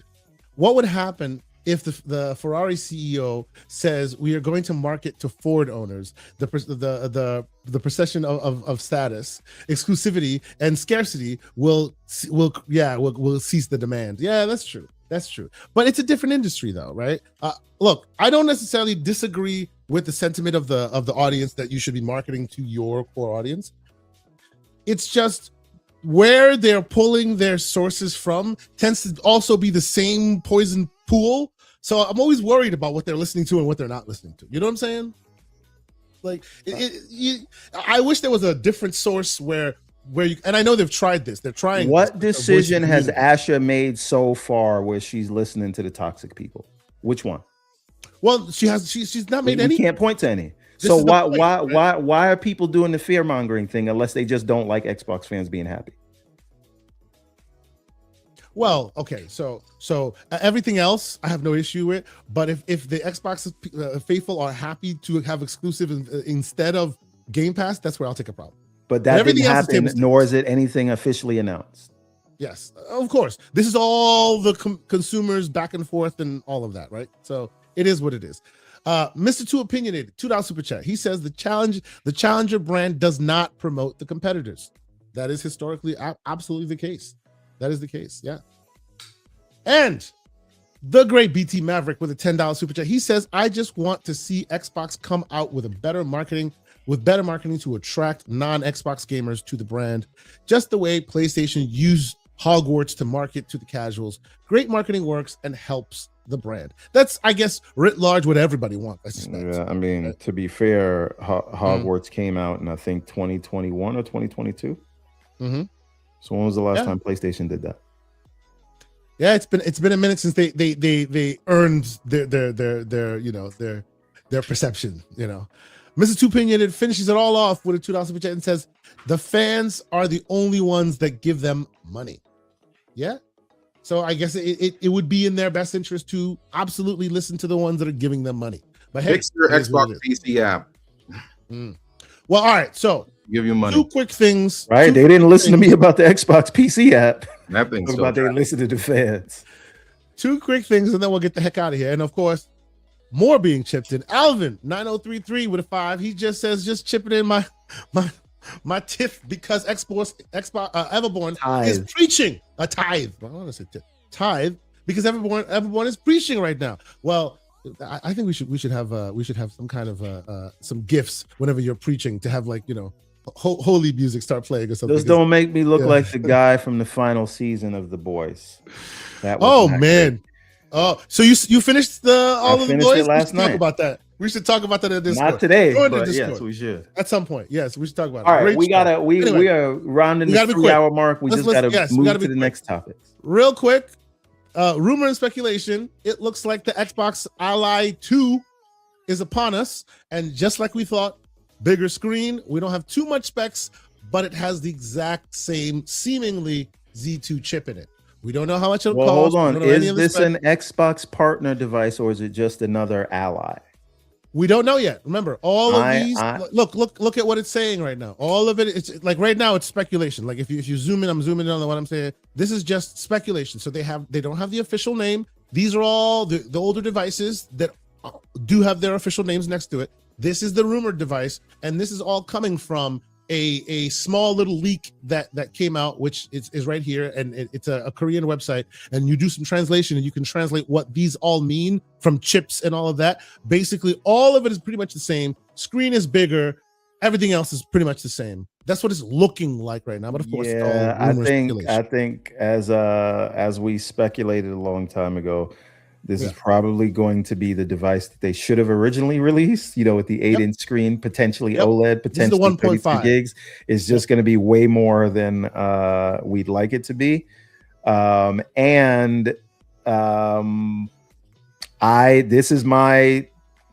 This is my tinfoil hat theory. I think this is going to be an Asus device, not partnered with Xbox. And that'd be interesting.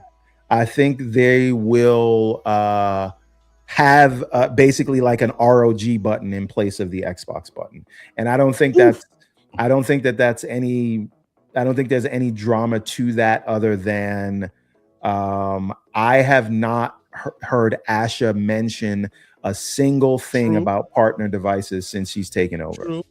Very true. And we haven't heard any partner devices announced since she's taken over. Would the functionality of that button be different? Would it still? It'd be exactly the same. Exactly the same. FSC and all that other stuff. Yeah. Ooh, and Paris is saying it. He says it's not partnered with Xbox. See what I'm talking about? I think this may be one of the things that Asha has quietly killed. Well, and I guess that's my follow-up. And Paris, please don't answer if it's going to cause you any issues. No, answer it, Paris. Answer it, please. We did hear during the first phase of these handhelds that there was a two partner device deal. Rumor and speculation, obviously. Rumor and speculation. But that was the logistics on the ground. 2-deal device. So if this one is not an Xbox partner device, is there one coming out, or was there a change ultimately to this not becoming a partner device? You can answer in the chat. We could talk later about it, whatever. But that is a very interesting that seems like an LA discussion over drinks, not something that but it is what it is. When the Z3 Extreme comes out, wake me up. But again, I do think that it's telling. That being said, I don't think any of the work on PC stops. I just think nothing changes. Things that they are directly putting their name on from a hardware perspective. I think they're going to keep that in-house, and that is part of the return to Xbox. And I'd like to know, if I am correct, how does that color people's opinions, Pixelbit G, that think the Helix is an off-ramp? Does it change your opinion on that? Or do you still feel because they can't really get out of hardware if they don't do the partner devices? Yeah, that is true. That is a true statement. Also, besides that, there was rumor and speculation about it potentially be them using Intel Arc device. They haven't done that. No, they're not doing that yet. You know why? Yeah. Because Intel has not announced Asus as one of their partners for Arc. That was the telltale thing. That would have been interesting if this device was like, all right, this year we're not going AMD, we're going Intel, and we have the 8-inch screen. That would have me actually looking at it.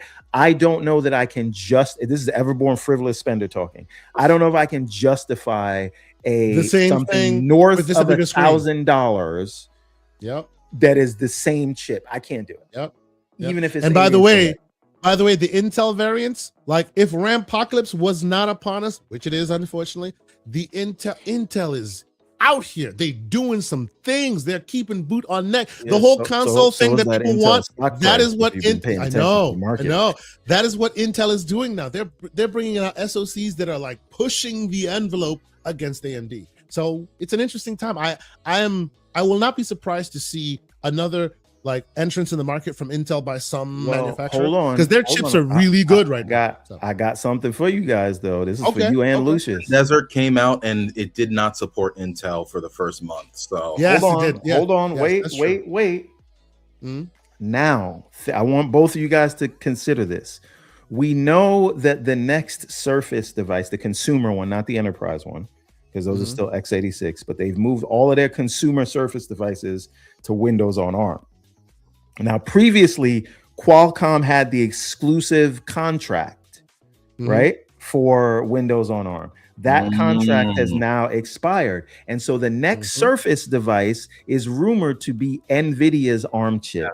and to have we've already heard that rumor. Remember, they're building ARM with NVIDIA GPUs. No, that it's came no out 2 days longer ago. a rumor. It's NVIDIA, official. Microsoft, Yes. ARM, all these social media companies One chip. are Yeah. all saying the next generation of computing will come out. Yes. Blah blah blah blah blah. They're all hinting at it, Yes. and they're saying that it's going to come out next week or whatever. And to be clear Right. to people who don't understand what that means, we are talking about chips that are usually in these devices and in your phones, right? The ARM chips. well, but hold on, you're burying compared the lead. No, but let me Compared- finish my point. okay, Let me okay. finish the point.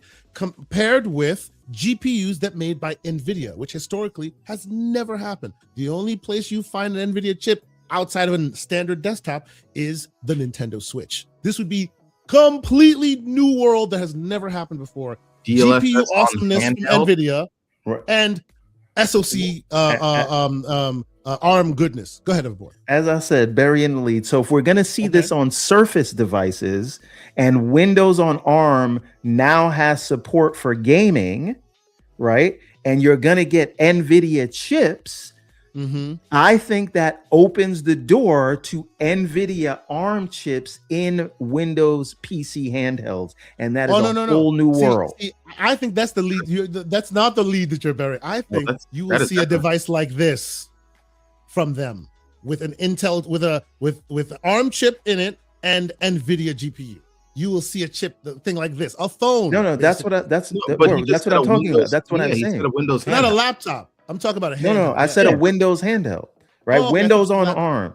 So it's a Windows-based handheld, but it's Windows on ARM, which is going to allow for those kind of Android handhelds that you've been doing, but full fat Windows. Exactly. 100%. I've been screwed ever since Win Later started being interesting on here. This is what I've been seeing. Exactly what you're describing.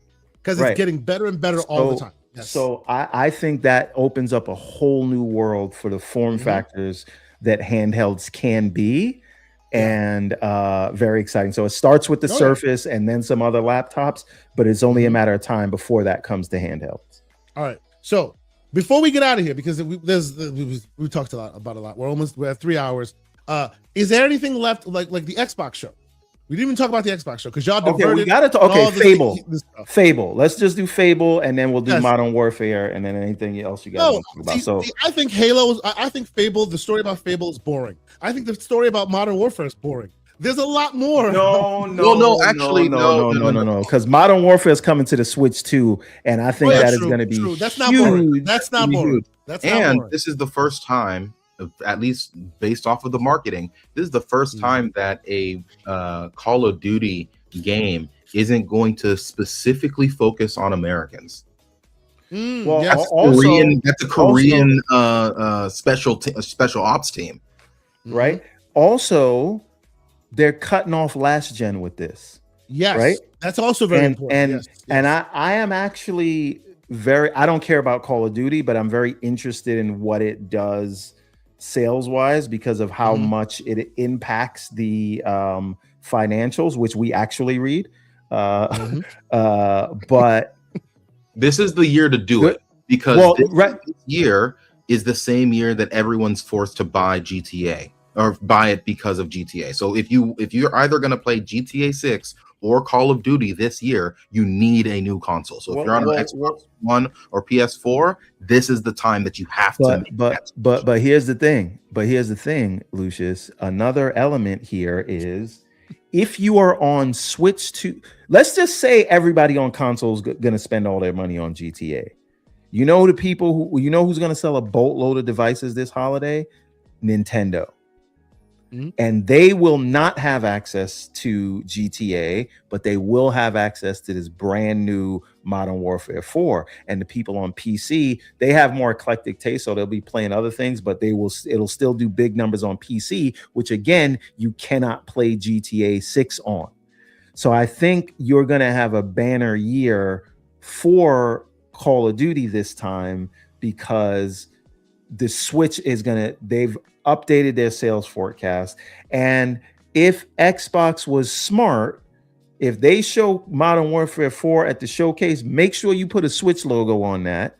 And you should also show it running on the Switch. Listen, we don't have also console warriors. We got to move on. No. I'm saying they should do a bundle with the Switch 2 and Call of Duty.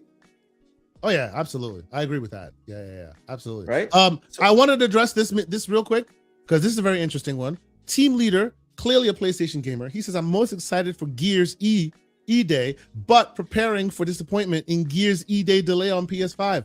Also, would really be excited if Halo surprised us with a Halo multiplayer on PS5." This is a person seemingly. Let me get this out. Seemingly a PlayStation 5 PlayStation user. Doesn't seem to have any slander in this. A genuine customer who's excited for their wares on PlayStation. What do you say? I wanna make it very clear. One, Gears E Day has never been announced for PlayStation.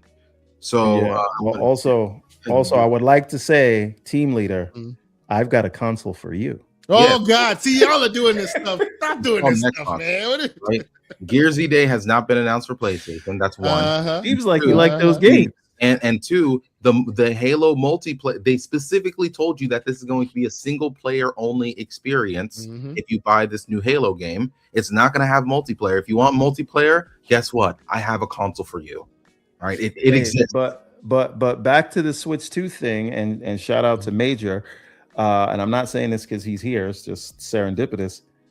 I got a feeling the Switch 2 will be the lead platform for COD this year.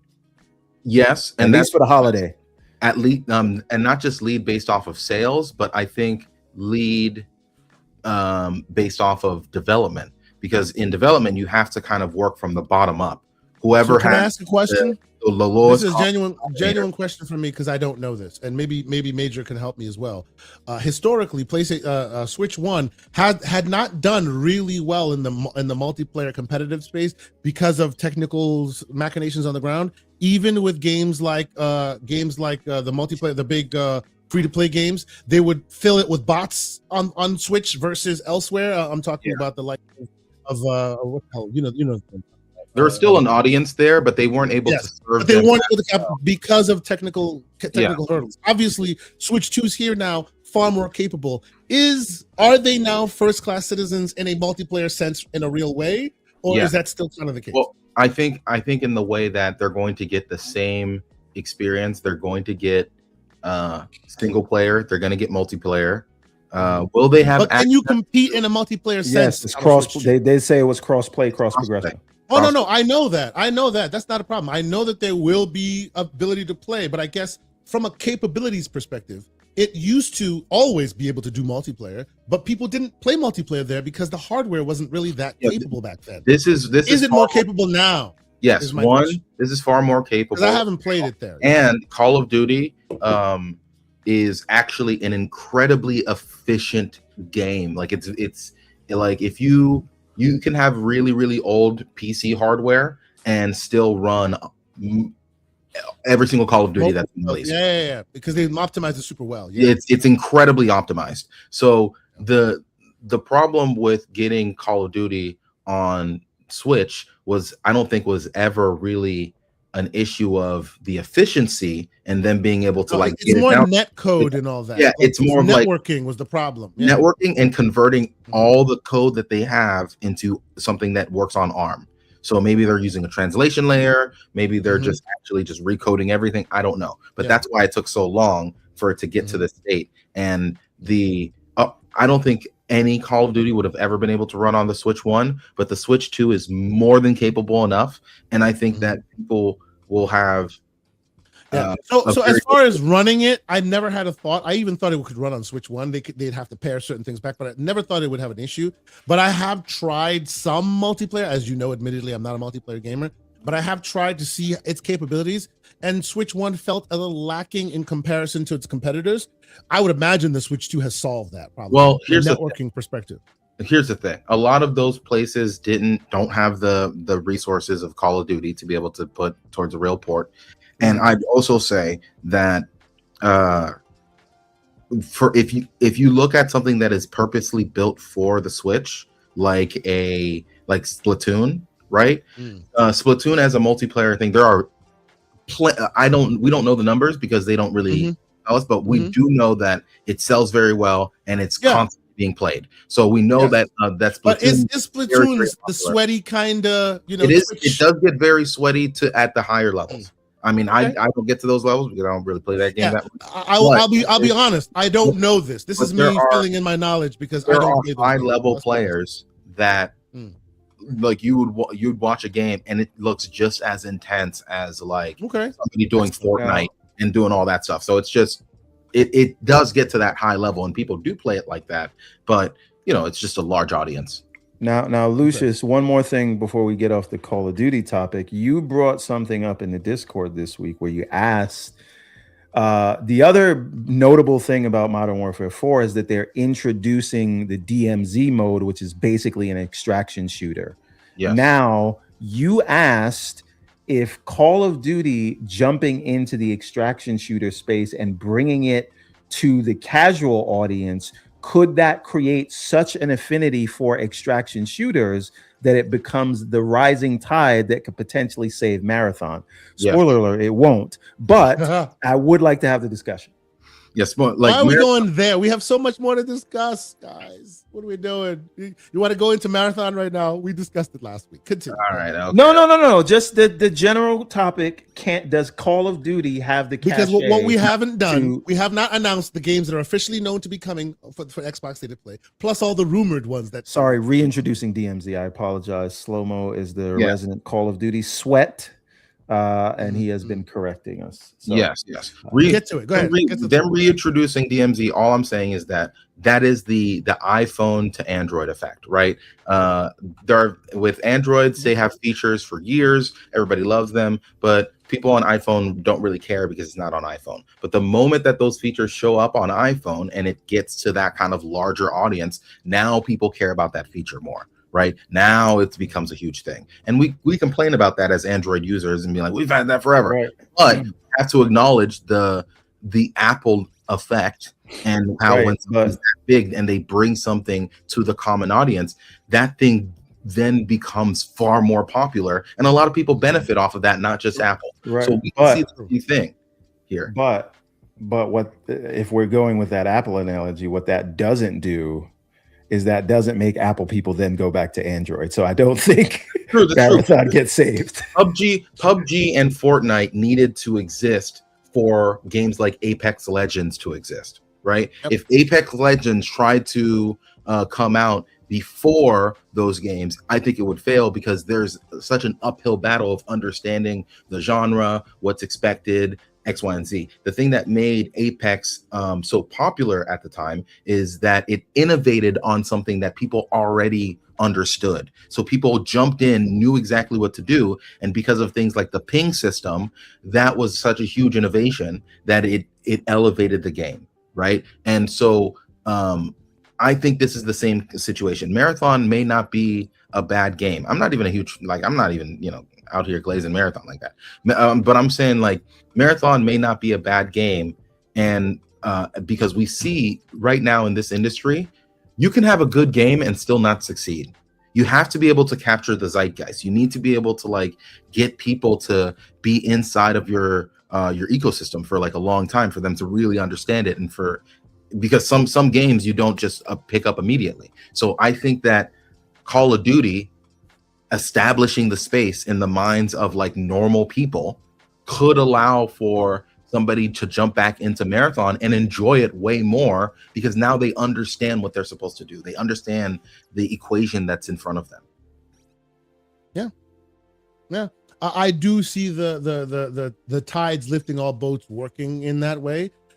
I want to see them land the plane as far as what it looks like on the Switch, right? I want to see them really put some emphasis into it. If there's if there would be any time to pull out all the stops in PR to show that this thing can do it and it's worthy and blah blah blah, now would be that time. But my question is, and we may not be able to answer because we have other things we talk about, is when they start spinning up the hype cycle of, hey, we have Call of Duty on Switch 2, will that upset Xbox gamers? Because now that's another platform that they're speaking to. Like, no. Will it be a stand-in for what Nintendo, what PlayStation? Only care about PlayStation. We established that. Bring every game to Switch 2. Nobody cares. Like, well, move on. Okay. People would right. It's so funny. We talk about multi-platform. Xbox has been multi-platform for a decade or more when they started putting stuff on PC, right? I think that people would treat if we're in an alternate timeline. If Switch was the platform or Nintendo was the platform that they decided to port games to, they would think of it the way they would just accept it the way they eventually accepted Steam. People are never going to be okay with the PlayStation thing. I'm not saying it is right. I'm not saying it's wrong. I'm just saying. Well, I think it's because of the built-in history between Xbox and PlayStation, right? Not even that built-in history actually happening. PlayStation is this is in front of your face right now. Yeah. Actively doing it. Yeah. So we're gonna get out of here. There's a lot we've gone through, but before we do, I just want to make sure, because we would not be doing our job if we don't at least speak a bit more to the Xbox Showcase, which here's what's officially been officially announced, right? Campaign Evolved. We'll see more of Campaign Evolved. Some of the ins and outs of Campaign Evolved, right? It says what to expect. Heavy speculation points to first cinematic teasers, trailers, all this other interesting stuff about Campaign Evolved, and we obviously have confirmation of the E-Day Direct that will come out shortly after the actual showcase itself. Super exciting. Here's the rumored stuff. Well, before you get to the rumored stuff, just to what he announced, you see the way he said, "Go ahead, everybody." He's like, "Man, because it's gonna take like 5 hours. We got to get out of here." No. But Matt Moody did say, he said first would be Dungeons 2, right? Minecraft Dungeons 2. Then he said Halo. Campaign Evolved. Then he said E-Day. Then he said Call of Duty, and then he said Fable, which is going to be moved to February. Yes. Now, I had said, I believe it was last week, that the only logical schedule of the release is like August for Campaign Evolved, let's say July for Minecraft Dungeons 2, right? So July is Minecraft Dungeons 2, August for Campaign Evolved, September for E-Day, right on Wolverine's head. Hold on, we're not. You don't have all of it though, because in here. No, I'm telling you what he said in the. You mean in the sure. Yes. Sure. Okay. Right. So he said. So it is Minecraft Dungeons 2. It is Campaign Evolved. Then it is E-Day, which has to be September. And then October is, we know, because they announced it, Modern Warfare 4. Then we know November is obviously GTA month. And December was the only month for Fable, but they moved it out to February. But then he said there were others. And those others are the rumors that you are about to talk about now. You see how a segue works? Go ahead. Yes. It only took 5 hours. All right. So Clockwork Revolution, we know it's not going to be this year, right? No one's actually spoken to whether it's going to be this year or not, but there's no time. I thought it was going to be February, but now Fable's going to be in that slot. So now I'm thinking it's like we don't know. May time. April. Yeah. Plague Tale Resonance, another one that's rumored to be there. Is that this year? Did they say that was this year? They didn't say anything. This is all the rumor speculation part, right? Because this is what we know. Halo, Minecraft Dungeons 2, and E-Day. Those have been confirmed, and obviously the confirmation of Fable has pushed it. The rest of these are not confirmed at all, but this is all between Insider Gaming, between Games Radar, between like a bunch of different speculative sources, articles, and stuff. This is what they put together as to what else we may potentially see. Okay, so obviously Fable has been pushed. Clockwork Revolution, we don't know. Witchbrook, I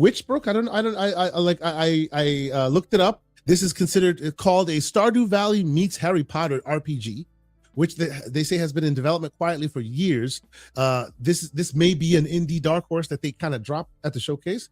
People are talking about that. That's from Insider Gaming. They're talking about that. Obviously, Plague Tale Resonance, also from Insider Gaming. Tropico 7, for some reason, they say might be something that might be dropped in the chat a lot, and I don't know if you're getting into it. Or do we see Blade at the showcase? That's the thing. Another rumor saying, I've heard dissenting reports. Some say, yeah, we have to see another update. Others say it's still too early because it was only announced to be in full production like 3 years ago or whatever. And these days, the cycle is far longer than that. So honestly, I don't know about Blade. But Blade's the big dog, right? Like, and I don't think that we get any real tangible stuff. Maybe trailers or something like that. But I don't think we get anything tangible about that right now. Sega, I hear, potentially is a thing. Persona 6 potentially, right? There's that. Oh There's boy, you know, me and Sovereign from the Iron Lords have a bet that is Persona 6 not coming to Xbox and date. So yeah. he thinks I forgot. We made that bet like 4 years ago. Long time. I remember this. But the North remembers. Mm-hmm. Oh, one thing, Kojima, OD. I'm sorry, go ahead. One other thing about the showcase that we got a confirmation of is that there will be no Helix news there. How do we feel about that? I mean, it's par for the course. You know, the techie in me always wants more news from it. If you have the opportunity to speak on it, speak on it. But this tells me they have a lot more to talk about. And as Booty said, plans haven't been finalized, so maybe they're waiting and maybe they'll peel the layer on that a little later. Summer Game disappointing, but we'll see. It's gonna be during the Game Awards, right? Mm-hmm. It's like at the Game Awards last time, unless it's not coming out in 2027.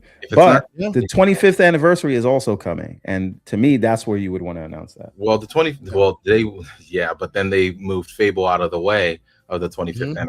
This year was supposed and Booty specifically said that, right? He didn't say anything about technical issues or anything like that. He said he wanted to give Fable its own window, so they moved it to February. He specifically said that, which tells me they're trying to move it away from GTA. Makes sense, right? It is what it is. It makes sense. Let's see what else they have rumored. Oh, there's rumor and speculation that beyond the Halo campaign Evolved, then you see other Halo projects in the mix at the showcase. At the showcase, yeah. Well, or that would be huge, right? We've recently heard rumor and confirmation and talk that wait. Say that again.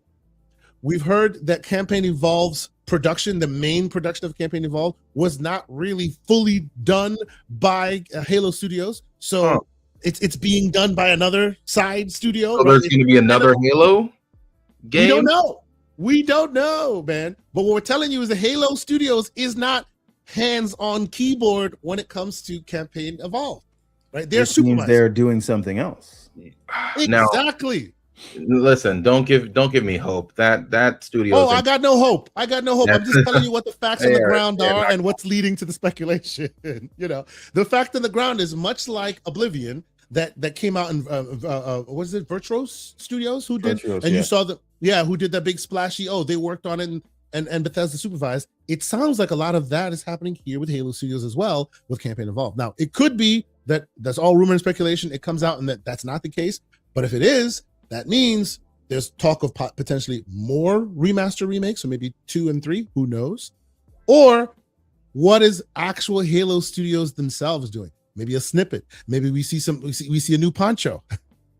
For those who know, maybe we see him in Africa this time. And we will fall for it. Hook, line. We'll fall for the okie doke every time. You know what it is. As soon as that score drops, everybody's gonna forget all the wrongs that Halo has done in the past. The problem happens every time. Something about a dude in a poncho while also being in a mech suit. Something about that just activates some part of our brain. That's right. Indeed. So there's a lot there. That's why I was like, we have so much to talk about. Like, there's still a lot of rumor and speculation around Halo itself. Whether we'll see more there. Like, there's just a lot to talk about. There's a lot there.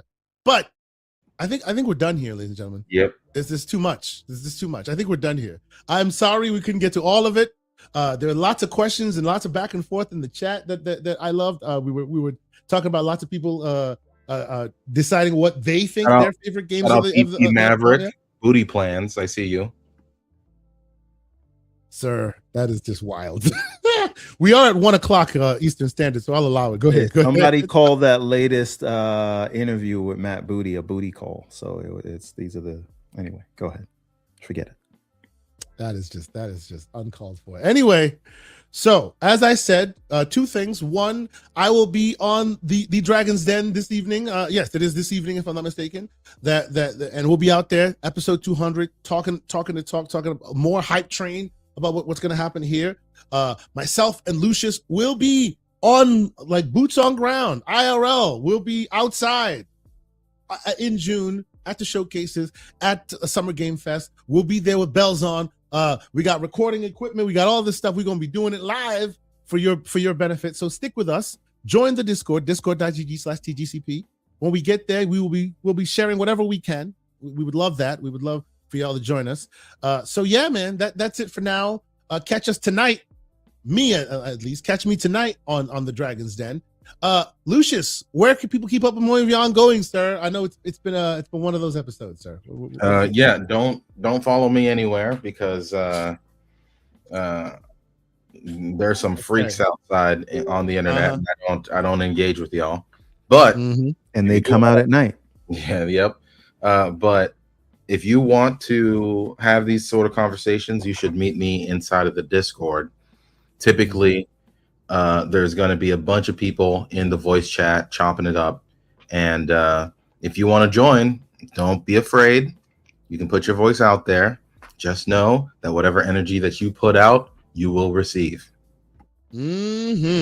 So yeah, be on your P's and Q's. Just like we said here on the when we were talking with Paris, pretend that you're meeting us in real life, because that's how we talk. Yeah. Also, I would just say don't expect opinions in the Discord to go unchallenged. That goes for anybody. That even goes for myself and Kay Asante. Anybody who's in there. That's right. If you put your opinion out there in the Discord and somebody disagrees, we try to do it respectfully, but it will be challenged. Indeed. So beyond that, lots of crazy rumors and speculation, gaming, all this other stuff. We're gonna be there. We're gonna try our best to cover as much of it as we can for you. But even beyond that, there'll be just so much going on. And funny enough, whenever you're boots on ground, you end up missing a lot. So we'll miss the future game show and all these other things. So much going on. I always love this stuff. I think this is our Christmas, gamers' Christmas, as it were. And I'll be out there for it. So keep it locked here on the channel. Thank you guys so much for being here. I would say, I think at our most, we had 350 people watching from all the various platforms. Thank you guys so much. I think it went up to like 380 actually. I was watching. Oh wow, I didn't even see that. Wow, that's fantastic. You guys keep showing up for us, and we appreciate y'all, man. This is just too much. Thank you so much. But yeah, I think that's it. Until next week. Shout out to the great Paris Lily who came in here and lent this voice to the proceedings. We have difficult conversations sometimes, but always above board, always respectful. Keep it that way when you're on them Twitter streets or wherever you communicate. Try to keep it above board, because you never know who you're gonna meet. But beyond that, I think that's it for us.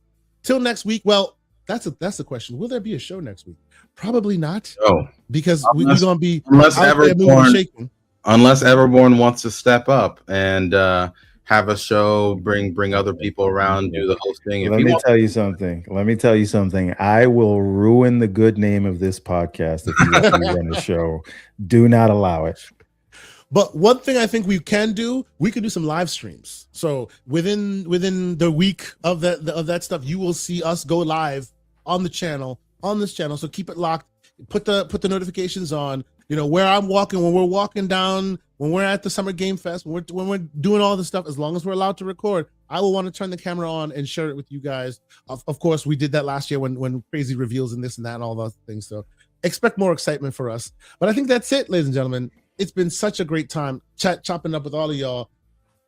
That's it, man. I'm tired. I'm about to go get another nap because, man, I think we've done it. And I'm about to have to drive through the parade I told you about earlier because it should be in full effect soon.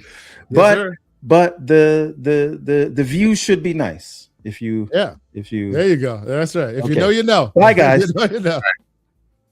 Peace. Nice to be in orbit.